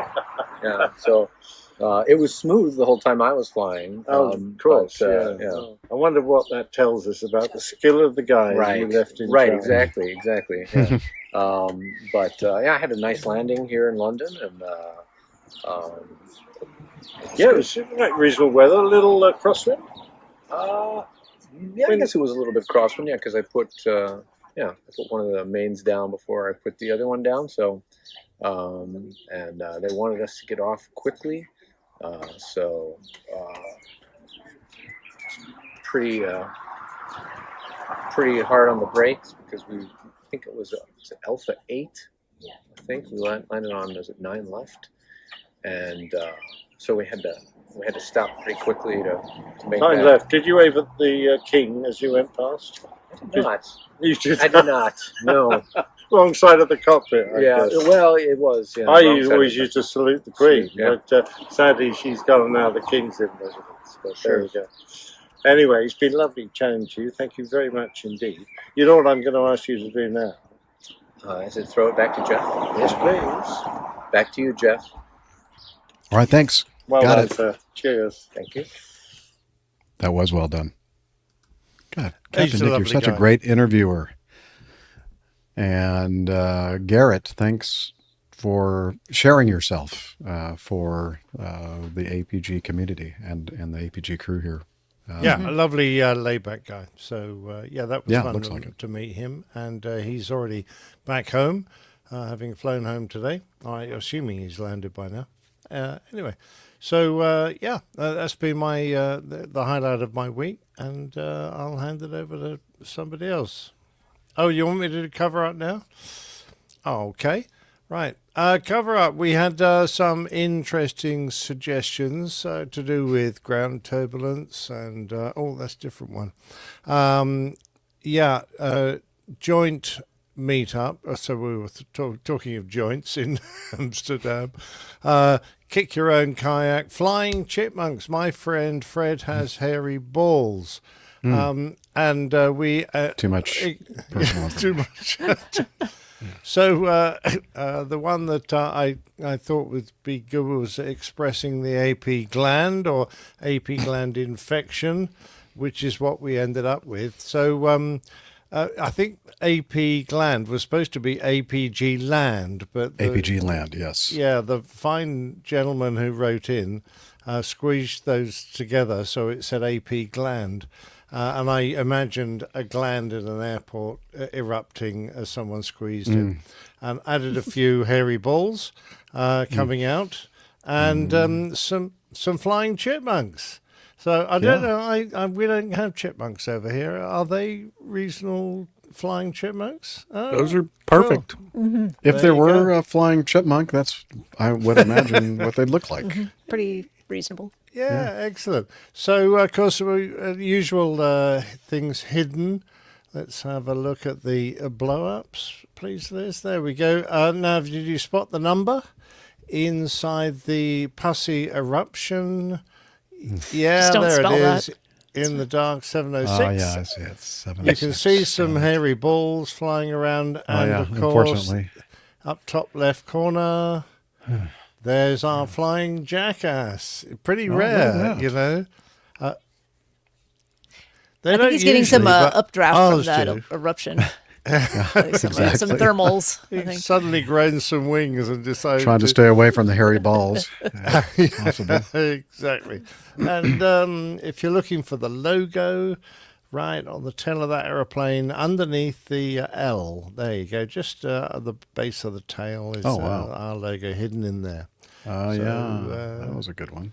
That was that. Very hidden. Yeah. Nice. Yeah, Steph. Thank you for sharing your APG gland and hairy balls. Appreciate it. The transcript of that section would be fantastic. It will be fantastic. Yeah, someone will catch it eventually. Anyway. No, that was sent to me, and they questioned if I could give a medical diagnosis or cure for that particular problem, and unfortunately, I've got nothing.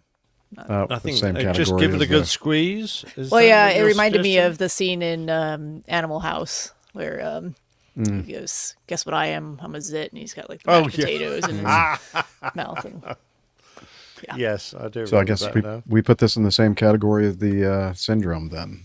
Yes. I'm pretty sure that would go around it. Well, it could be there, but I would try some go around acillin just for the heck of it. Would that work for that? Maybe topical application? Topical application. Yeah, just break the capsule open and you can stuff just put it right in to the gland. Right to the affected area. Yeah. 37 times a day. Yeah. At least. It might burn a little. I don't know. Don't mind don't the get it in your eyes. swelling. Which gland are we sticking this in? I've forgotten. I think we should move on. I don't the know. APG gland. The AP On, gland. Nick. On, not in. On. On. Yeah, not in. Topical. Yeah. Go. My turn. So I got to do a little bit of flying. Got over my mostly over my ickness from the weekend, and got a phone call on Monday right as I was walking out the door from work, heading home. And my friend Lima, that has the L-39 fighter jet, was coming back from an event on the West Coast, and he made it all the way to northern Mississippi, and the APU failed. Which that aircraft it's a fighter jet, which generally requires some significant ground support for most of them. The L-39 is somewhat special in the fact that it has an APU, but it's not really an APU. It doesn't run hydraulics. It doesn't run electrical. It doesn't do anything like that. All it is a giant air blower to start the big engine. Mm-hmm. But you kind of need it to start the big engine. So they were trying to get it, couldn't get it started. They thought they were going to be able to do it with ground power, and they couldn't get that. So he called me and said, "Hey, any chance you can do me a favor and swing by Gadsden, Alabama, and pick up my spare APU and bring it up here to Ripley, Mississippi." People have spare APU. Okay. Yep. Apparently so. You don't have an APU unless you have a spare APU. Come on. Fair. Obviously.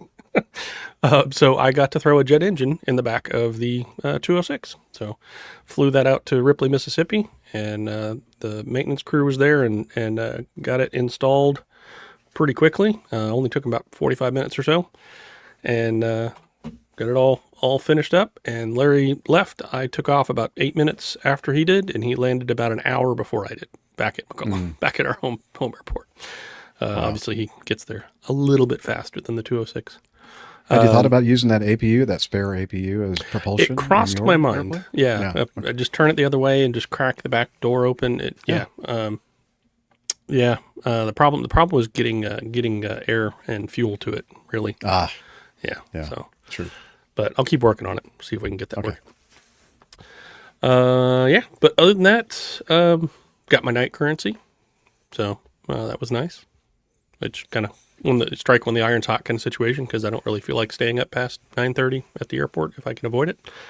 So managed to come back, and it was literally like I think I got back to McCollum at 1 minute past the hour after sunset, and I was like, ooh, 2 stop and goes, and we're done here. So just knocked that out real quick. Perfect. Good job. Yeah. Yep. Efficient. So other than that, just working normal life. All right. Very good. For me, it's just been the standard singing stuff and using muscles at the gym that I haven't used probably ever in my life. Nice. And being sore a lot. But it's a good sore, makes me feel like I'm doing something good. And let's see. And the other thing is about 10 days from now, now that we're recording this on the 7th of May. On the 17th of May in New Jersey, speaking of, we were talking about the New Jersey Turnpike earlier, somewhere else in New Jersey, maybe the Turnpike goes near there. I don't know. I'm not that familiar with the state, but there's something happening. It's a meetup of some sort. So let's hear from Brian and Micah. Hey, Captain Jeff and crew. This is Brian and Micah from Airplane Geeks and the Journey is the Reward podcasts. And you know how we always think of all our podcasts as a family and how much we love each other and get along and love to visit? Well, we're going to have a meetup. The Journey is Reward and the Airplane Geeks together are going to have a meetup. And we wanted to invite the APG community because we love you guys too. Since we're all one big happy family, why not? Exactly. So on Sunday, May 17th at 4 p.m., we're having a meetup on the east coast of New Jersey, of all places. Why? Because Brian's wonderful mother is having her 91st birthday. Yeah, and there's a really good chance that Max Flight from Airplane Geeks will be there. Micah, of course, you will be there. I will be there. And hopefully a whole bunch of Airline Pilot Guy people will be at Charlie's Pizza Restaurant and Pub. There's even a chance, if his health recovery is going really well, David Vanderhoof might make an appearance. And boy, would we love to see him. Absolutely. So come on out and join us at the meetup. Hope to see you there. Sunday, May 17th, 4 o'clock at Charlie's Pizza Restaurant and Pub, 1980 Route 37 West in Manchester Township, New Jersey.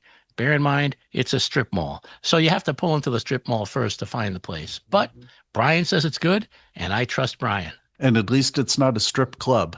Wait, we might get more people to show up if it is. That sounds interesting.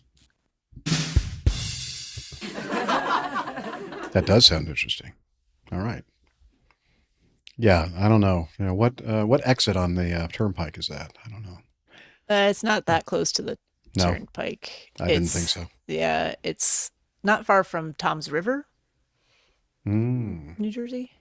Okay. Well, it's closer to the Garden State Parkway. There's been some incidents in some rivers in that area too. So the Hudson not too far from there. The Hudson River? No. Hudson's way up this. That's not close. Okay, New York, New Jersey, it's all one big state to me. This is like middle Jersey. Yeah. Ish. I didn't know there was a middle. There's not. Yeah, maybe Colonel Jeff. I just talked with him the other day. Pardon me? I did have a nice long chat with Colonel Jeff the other day, and we were going to get together the other night, actually last night, but the weather was a little nasty here in the Southeast, especially Mississippi and Alabama. Mississippi had several tornadic touchdowns and lots of damage. And even up here in the Atlanta area, things were a little stormy, not tornadoes, but a lot of heavy rain and thunderstormish kind of which we stuff. Desperately needed. Definitely needed. Yeah, for sure. Yeah, Colonel Jeff's doing great. Awesome. Still flying. I was thinking about him the other day and thinking we hadn't heard from him for a while, so I'm glad for the update. Yeah, but he's still out there flying. All right. The friendly skies. And anyway, so hopefully I'll have a chance to meet up with Colonel Jeff in the near future, and then we'll maybe record some meetup audio and play it on the show, and we'll all get caught up together. Yeah, all right. You think we should do some coffee fun? Okay, let's do that. All right, here we go. Coffee fun time. Johnny, how much more coffee? No thanks. I love coffee. I love tea. I love the APG community. Coffee and tea and the Java and me. A cup. Oh, yeah, it's the Coffee Fund. That's the way that you can support our show financially if you want to. You don't have to. In fact, most of you don't. But the fine folks that want to kind of give us some value for the value they receive, they are part of our coffee bar club. And a couple of different ways that you can join them. Information about it is on our website. I'll tell you about that at the very end here. But the first way is the Coffee Fund Classic method, and our good friend Mazus Karim, Dr. Karim, sent in his monthly recurring donation. Very generous. Thank you very much, Mazus. Look forward to seeing you later this month up in Duxford. And George Hollis, also one of our recurring donors, using the Coffee Fund Classic method, which is basically a PayPal page. We also have an account with Patreon. You can become a patron of the show at Patreon. It's information about all of that stuff can be found by heading over to airlinepilotguide.com/coffee and consider joining us. You'll be glad you did. We will too. All right. Yep, at least we know that his video is not frozen. I like it. All right. Let's see. So we have we less may than or may half not an know hour. that Nick's not frozen because that's an overlay, not actually on his desk. So. Oh, is it? It's I his think real that's one? actually Is it sitting on his desk? a I thought physical it thing looked on it his looked like desk. it's like an overlay because he was We'll waving have his him hands behind actually. it. So, Captain Nick, we want you to tap the airplane on the Lucky Cat. Aha! It's not an overlay. That's impressive that it's in focus and he's in focus. Well, it's called Captain depth Nick is of an field. impressive videographer. Shall we do some feedback, Liz? All right. All right. Shall we start with this one here from Sam Bolog? Oh, you know what? That's a good idea. It's the reason why she's the producer. Let's do the feedback bumper.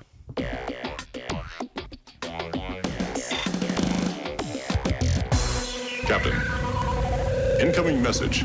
Alrighty. So yeah, we've had this feedback from Sam for a little while, and it involves a video as well, which means that now I have to figure out where my keynote is. I think I quit that. Yeah, it's not there, so I have to hit play. So we were having issues with the keynote when you left to move your car, and we had all kinds of problems. That's the royal we, for the record. Yeah, me. It wasn't we, all of us. It was just we, Jeff. Okay, so I have the video ready to go, I believe. And so we received this from Sam Bolog out in the Los Angeles area. He says, how can this happen? Well, the way it happens, Sam, is you send in feedback by sending feedback at airlinepilotguy.com. Oh, that's not what he means. He means, huh? Oh, well, you know what? It's probably because I haven't shared it yet. That's why. I'm sorry, everybody. I'm just not with it today. Okay. There we go. So Sam Bolog says, sends us this video clip, and he says, how can this happen? He says, hello, I'm sure there's a very simple explanation for this landing, but will you please explain how and or why? I'm not really sure what's so weird about this landing, but let's take a look and see what he might be referring to. It says in the video, yeah, the music is kind of loud.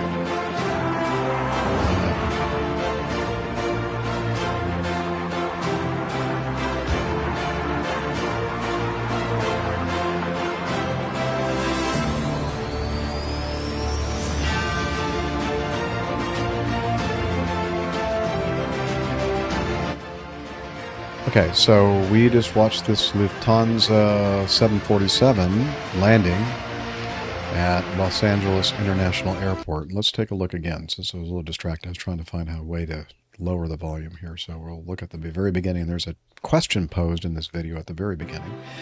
If the nose does this, is it still a smooth landing? Okay, so we're going to be focusing on the nose wheel touchdown. Again, coming into land at LAX. Oh, the 100th anniversary livery. This was on 11 April 26. Delta Alpha Bravo Yankee November. Okay, so the mains are touching down. The nose wheel touches down and then kind of... Just barely touches. Just barely kisses the runway and then comes up a little bit and then back down. Thank you. Whoever's kissing. I would say, if you're asking is, me, is it smooth? I would say it looked yes. smooth. That looked extraordinarily smooth. Yeah, very smooth. Yeah, and I bet no one in the back of that airplane even knew that the nose wheel touched the first time. I'll bet you're right. And I'm not sure exactly why there's a question here. Like, what? Explain how or why. I think the question is, why did the nose wheel come back up after it touched down briefly? Okay. That's what Sam is wondering about. I don't think that's necessarily what the video is wondering about. If we had somebody that flew heavies for a lot of their career, maybe would be the perfect person to answer this question. Captain Nick. That's you. Yeah. Hello? Yeah, certainly, Jeff. Okay, so when you're touching down, the airplane is still effectively at flying speed. So normal process would be to touch down the mains, pull the reversers, let the auto brake kick in. You're not really worried about putting the nose wheel down. But then as the speed starts to reduce, you gently bring the nose wheel down and onto the runway. But he did such a gentle landing, and his attitude was such that, and of course, because the airplane's still flying, control movements still have a big effect on what's happening with the airplane. He may have just let the control column go forward a little bit, so the nose wheel touched, and then he, was probably perhaps adjusting something or pulling the reversers, and he brought his hand back to the more usual position. He might have had his control column in, and that was the one that just gently lifted the nose wheel off, because the smallest adjustment in attitude is going to lift that nose wheel off, because it didn't really go on fully. I didn't see the oleo completely collapse. And as the speed reduces, normally the nose wheel just gently drops of its own accord, or you can derotate, as we often did in the Airbus, and actually physically put it gently onto the runway, because on the 340 the airplane taxied at quite a low nose position. The nose wheel was a long way down, so in our landing position it was a long way up, so we had a lot of derotation to achieve, and we like to do that before we got below 100 knots, because you ran out of elevator control and the nose tended to bang on. We didn't like that. So in the sort of 50 knots between landing and reaching that 100 knot point, we would just gently, while we had some control, lower the nose and then gingerly put it on the ground, try and make it nice and smooth. So it was like doing a second landing, really. And that's all it is. It's just the pilot is adjusting the control position. He may not be doing it consciously, but yeah, adjusting the control. Yeah, adjusting his stick, and some maneuvering and landing at the same time. That's pretty impressive. This is not getting better. Tiny bit of attitude change affects the position. It's all about the attitude. My attitude changes too. Yeah. We're talking about attitude and elevation and oh my gosh, you guys have terrible dirty minds. You know. This might not save us, but I'll just say that it's very. Do we need saving? No, but some say it's very easy in the Twin Otter to keep the nose wheel up for a very long time, and sometimes you can even let it come down and get it back up again, just because it's easy to keep it up in the twatter.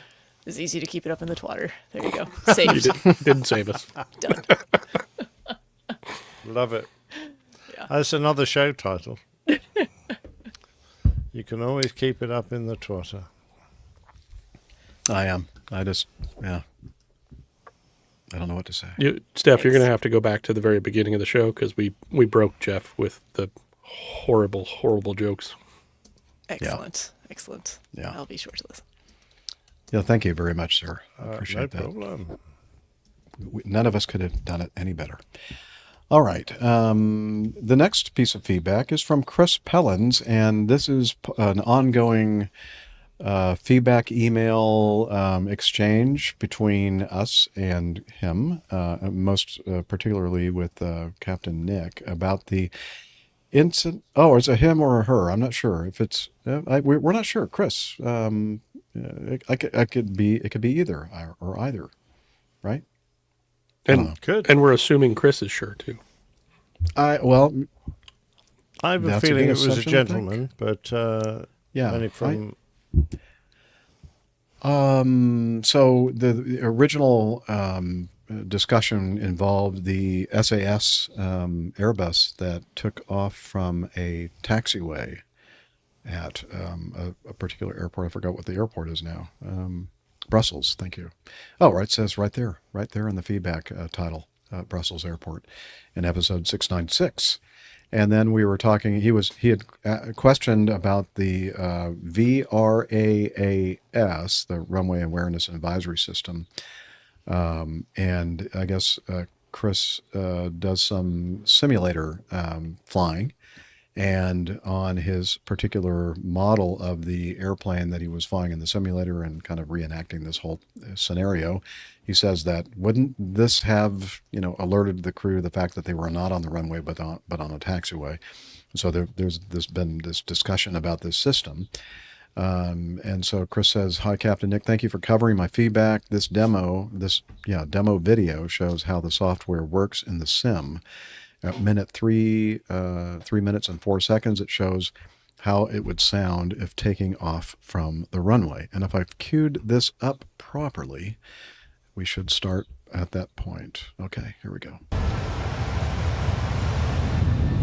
Caution, on taxiway, on taxiway. Here we go. That was at the very end of the simulator, by the way. It was when the system senses that you're on the taxiway and you're applying takeoff thrust, takeoff power. And as Captain, just as a recap, as Captain Nick mentioned in his response to Chris's initial feedback, is that this particular airplane wasn't equipped with this system, so we were wondering exactly how it works. So thank you very much, Chris. I'd never experienced it because it was software that was never fitted to our aircraft, our fleets.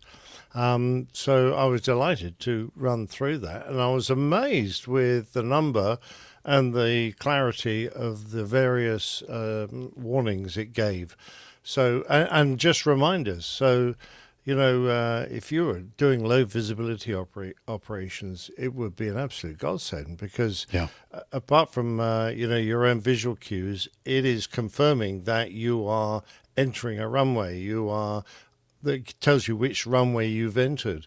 It just backs up all your situational awareness, and I think it's a marvelous tool, as well as warning you when you've made a mistake, and you might be, for example, in this case, taking off on a taxiway.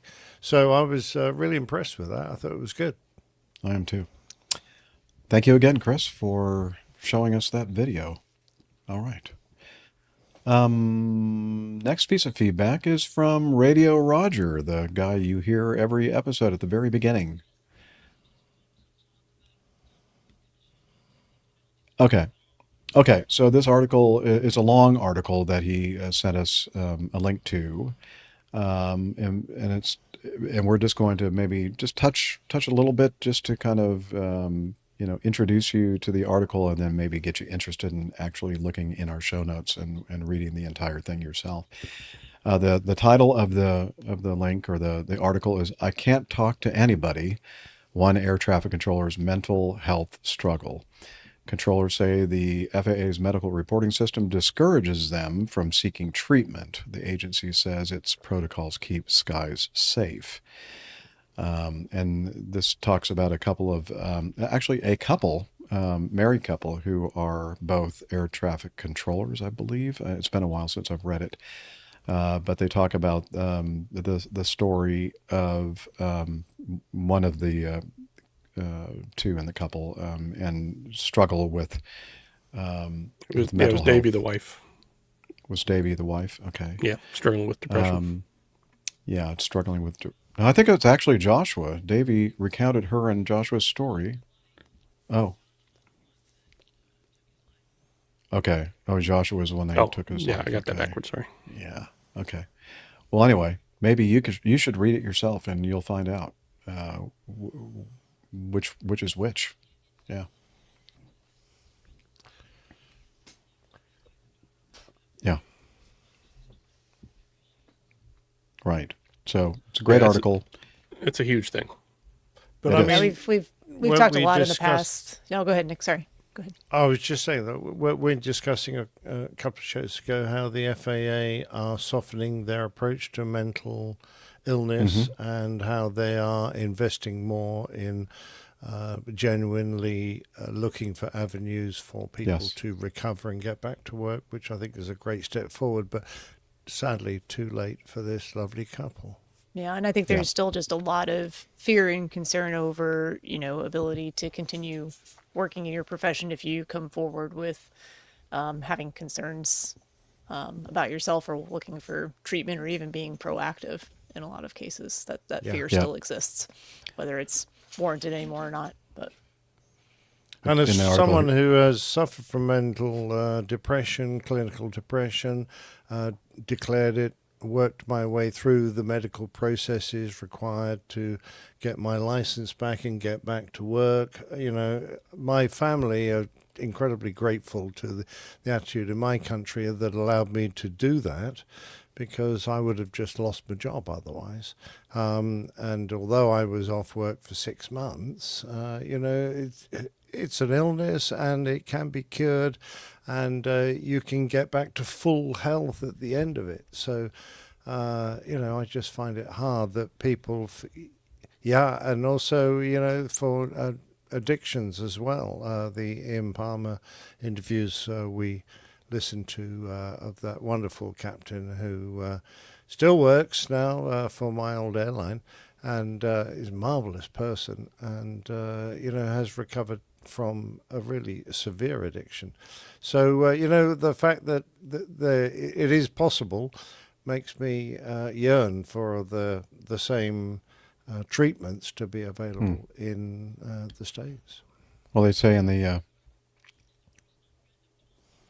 Ian is a personal friend of Tanya's, and he is a very, very talented musician, drummer. In the article, they talk about the fact that in 2024, a panel of aviation and medical experts concluded that the industry had a culture that contributes to the problem of not reporting medical disorders. And the group convened by the FAA issued the agency 24 recommendations. And out of this, new federal legislation known as the Mental Health in Aviation Act would require the FAA to implement the remaining recommendations, train more medical examiners, and raise awareness about mental health in the industry. So it looks like they're moving in the right direction, and acceptance of these conditions It will take a lot to convince the pilots, because the sort of bias against declaring an illness and the worry about the fact that it's going to end your career takes, I probably think, a generation to work out of the system. And lots of stories from those who've successfully trod the path and come back again to get back to their fellow pilots before they will fully trust the treatment you can get, and the fact that the FAA will be sympathetic. Very good. Yeah, thank you, Roger, for sending that in. Much appreciated. And for sending in every week his voiceover work for our intros. Yeah. Oh, yeah, that Mazouz guy. Speaking of medicine, doctors, that kind of thing, Mazouz, Dr. Kareem sends us some feedback, and the title of his feedback is, Oops, Wrong Airfield. He says, Dear all, I was interested to hear your discussion on this week's show about misidentifying airports. Just yesterday, I heard the following transmission over the airwaves. For context, Airfield 1 is a general aviation facility which does not have fully licensed air traffic controllers, but has FISOs, Flight Information Service Officers. Not sure if they exist in the U.S. They are not allowed to issue instructions or clearances to aircraft that are airborne, but do provide information. Airfield 2 is only 7 nautical miles away. It isn't busy, but is a fully controlled facility. I gather it's not uncommon for pilots to confuse the two, and I think it may even be quoted as an example in one of the PPL preparation textbooks.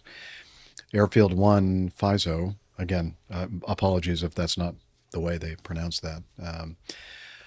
Okay, here's the quote. GXX, please be aware that you are currently on final for Airfield 2, not Airfield 1. Suggest you go around and give Airport 2 a call. If required, I can pass you the frequency when you are ready to copy. The poor pilot was obviously a little overwhelmed and monosyllabic, but took down the frequency. I resisted the temptation to listen into the Airfield 2 frequency, but I'm sure all ended happily. This was all handled by the FISO in a very calm, supportive manner and without any mention of pilot deviations or phone numbers. Aw, that's the best part. Are you ready to copy down this number? Yeah. Best wishes and talons, Douglas Mazouz. Thank you, Mazouz, so much for that, and your constant and long lasting financial and feedback support of the show. In answer to Mazouz's question, or early question, implied question, that he's not sure if FISOs exist in the U.S. In Alaska, there's a similar scenario. There's a lot of untowered, uncontrolled airports that you can reach the flight service station, and they have flight service station specialists, which they can't give you a clearance. They can give you weather information. They can say, yeah, we heard a couple airplanes in the area, that kind of thing.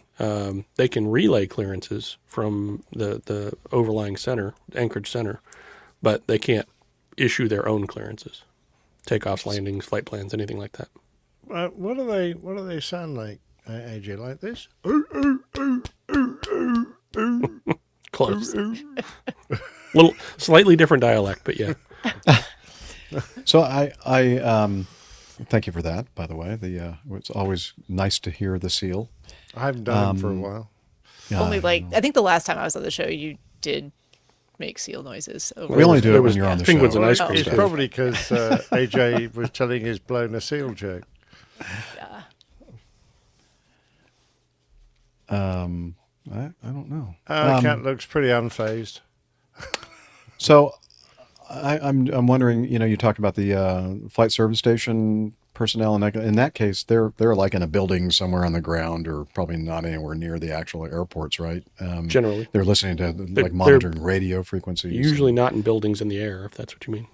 Well, I mean, like a building in the air, you might call that a tower. I mean, it almost sounds like this Airfield 1 FISO says be aware that you're currently on final for airfield. I just kind of, in my mind, I'm thinking that this person must be in some kind of a position to see. It sounds like someone It's a little who more might be like on a airport specific. Unicom Yeah. here in the U.S. You know, sometimes you can Okay. get a little bit of information like which runway is in use or things like Right. that. So, Yeah. Okay. although maybe a little more robust in terms of, oh, hey, doesn't seem like you actually wanted to land here. Would you like the frequency for the airport you were intending to go to? Make a suggestion that I'll might make a be suggestion. beneficial to everybody.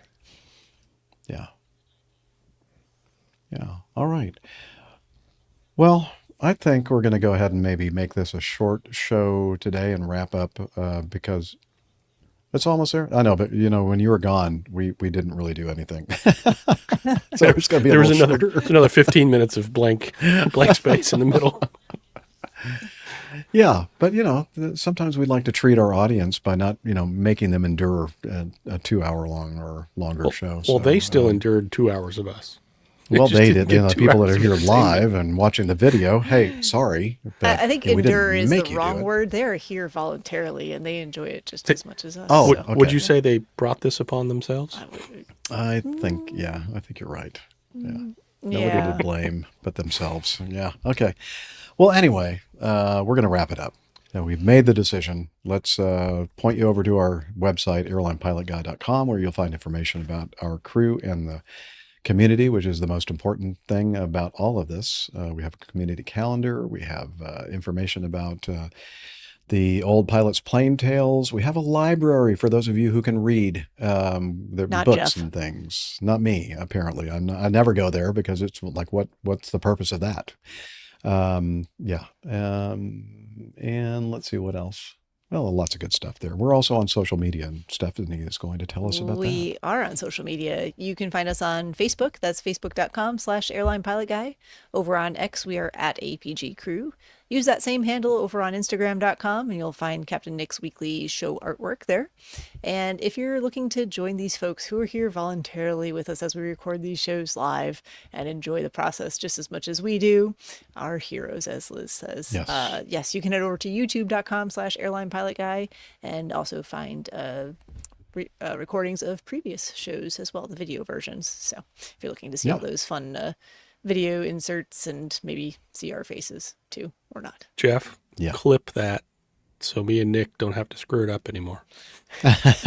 Okay. I should just do I'll do a stand-in one for shows where I'm not here. We can make Okay. it funny. Perfect. I'm not getting in the shower. Like I'm not going to be in Like the for shower. instance, Hillel does. Have you in the Okay. kitchen. Just bang some I'll be pots in and the pans kitchen. around. Oh yeah.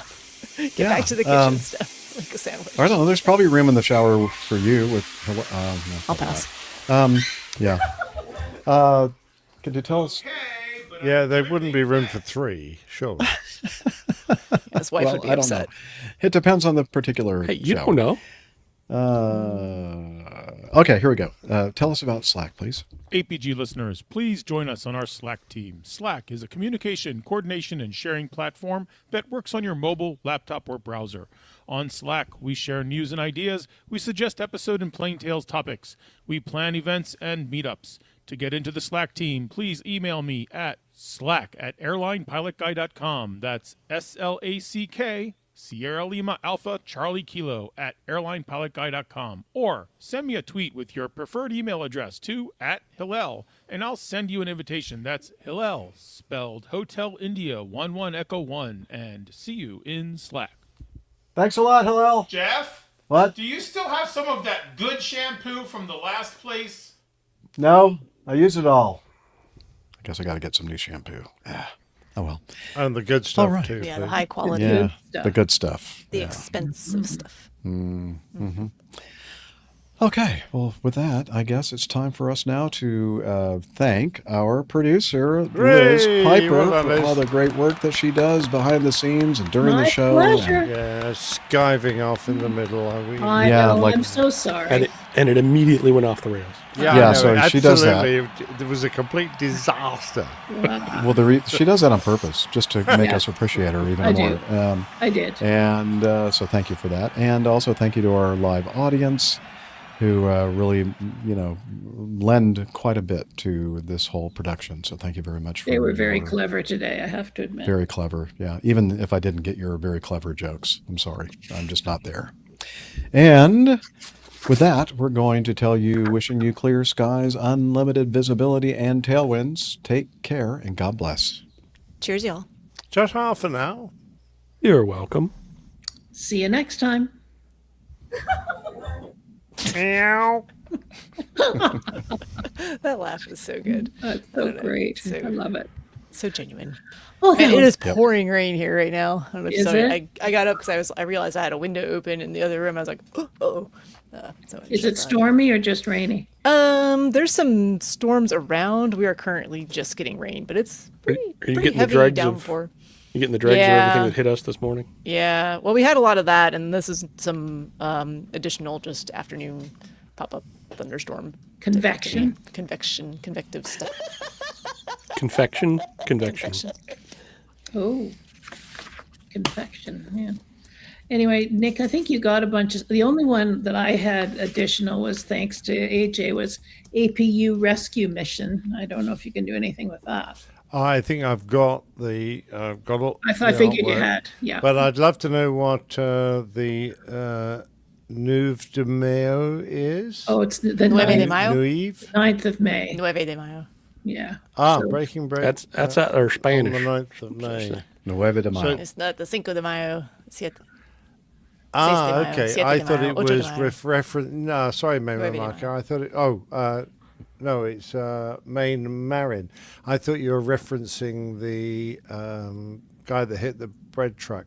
Well, that was the breaking bread part. Yeah, but Well, yeah, Neil. but if it's on the 9th, today's the 7th. And I it's don't the 7th understand. right It now, is. so... It's Siete de Mayo. Nobody said he could count. Or it was Spanish. What's the name Spanish of is the? not his first language. What is the name of the road? The New Jersey, Turnpike. Turnpike. Oh, that's a bit long, isn't it? On NJ the Turnpike. Did you see Neil's suggestion here, Nick? Confection. Yep, got that one. That's a good one. I got conflicting confections. Okay, good. Mm-hmm. Whatever. And Breaking Bread on the Turnpike. Yeah, Contact Ground. Roll Breaking But I Bad. like Neil's. I like Neil's because the word confliction, which I don't believe is really a word, is included in that title. All right, what is it? Instead of conflicting, which is correct, but confliction, I don't know. Is that really a word? I don't know. Let's look and see. I've heard of a conflict, Confliction. but not a confliction. Well, Confliction we is a tend to noun have meaning more the complicated act, words, state, or in our instance of language. clashing. Yeah. Oh, so it really is a word. Oh, okay. Never mind then. So I take back all my criticism. Because I'm going to stick Whatever a you bunch want. of these up. I've got in my mind. You could do. You trying to use every single one. Confection, confliction, or trouble on the turnpike. I'm going to do Turnpike both. trouble. But I've got Breaking Bread on the Turnpike. No, I meant that I'll was have both. that was one whole title. Oh. We got leaning lamppost too. The leaning lamppost because he hit the lamppost. Leaning on a lamppost at Was the at the corner of the street in case a certain little lady comes by. Oh There you me, oh my. So confection, confliction. Clearly, the rest of us were the Oh, we're American going, trio huh? here had What? no idea I was what like, song you were singing. What Sorry. what are you singing? I don't know. I don't recognize that. I know it. I don't know how I know it, but I do. Is it a British It's thing? that little guy with a ukulele. Yes, Tiny Tim. Oh, Tiny Tim. No, an older chap. Wartime. I'm gonna steal a little bit from Tim here, but you could do one about the massive settlement that truck driver's going to get making bread on the turnpike. Oh, Well, making bread. there were so many comments about that. Like he's never going to have to work a day. I mean, he's going to get some money, but he's going to get that much money. I don't know. United comes out of the sky and Listen, hits he's his driving. truck. He's Yeah. driving down the turnpike where there's probably literally thousands of billboards for attorneys, like Mhm. accident, personal injury attorneys. There were 34 billboards in view of him where he stopped. He's saying, I'm not feeling very well. I'm feeling a lot of pain. Been hit by a truck? No, but my truck got hit by an airplane. He looked just so happy-go-lucky just before. Like he was sort of like bouncing along, like doodly-doo. It was almost as if he knew that the rest of his He's like, today's going to income be a for the rest of his day. life is Nick. secured. George Formby. George Formby, that's the chap. Yes. So. Oh, thank you, Mizzou's put it in there too. Sorry, I didn't see it. Thank you. Well done. All right, everybody. I Moses, think Jeff needs to go either have a coffee or a drink or something. Or both. Anyway, thanks for being with us, and great to have you, Steffi, and we'll see you guys later. Bye. Ciao. Bye. Bye. Cheers, folks.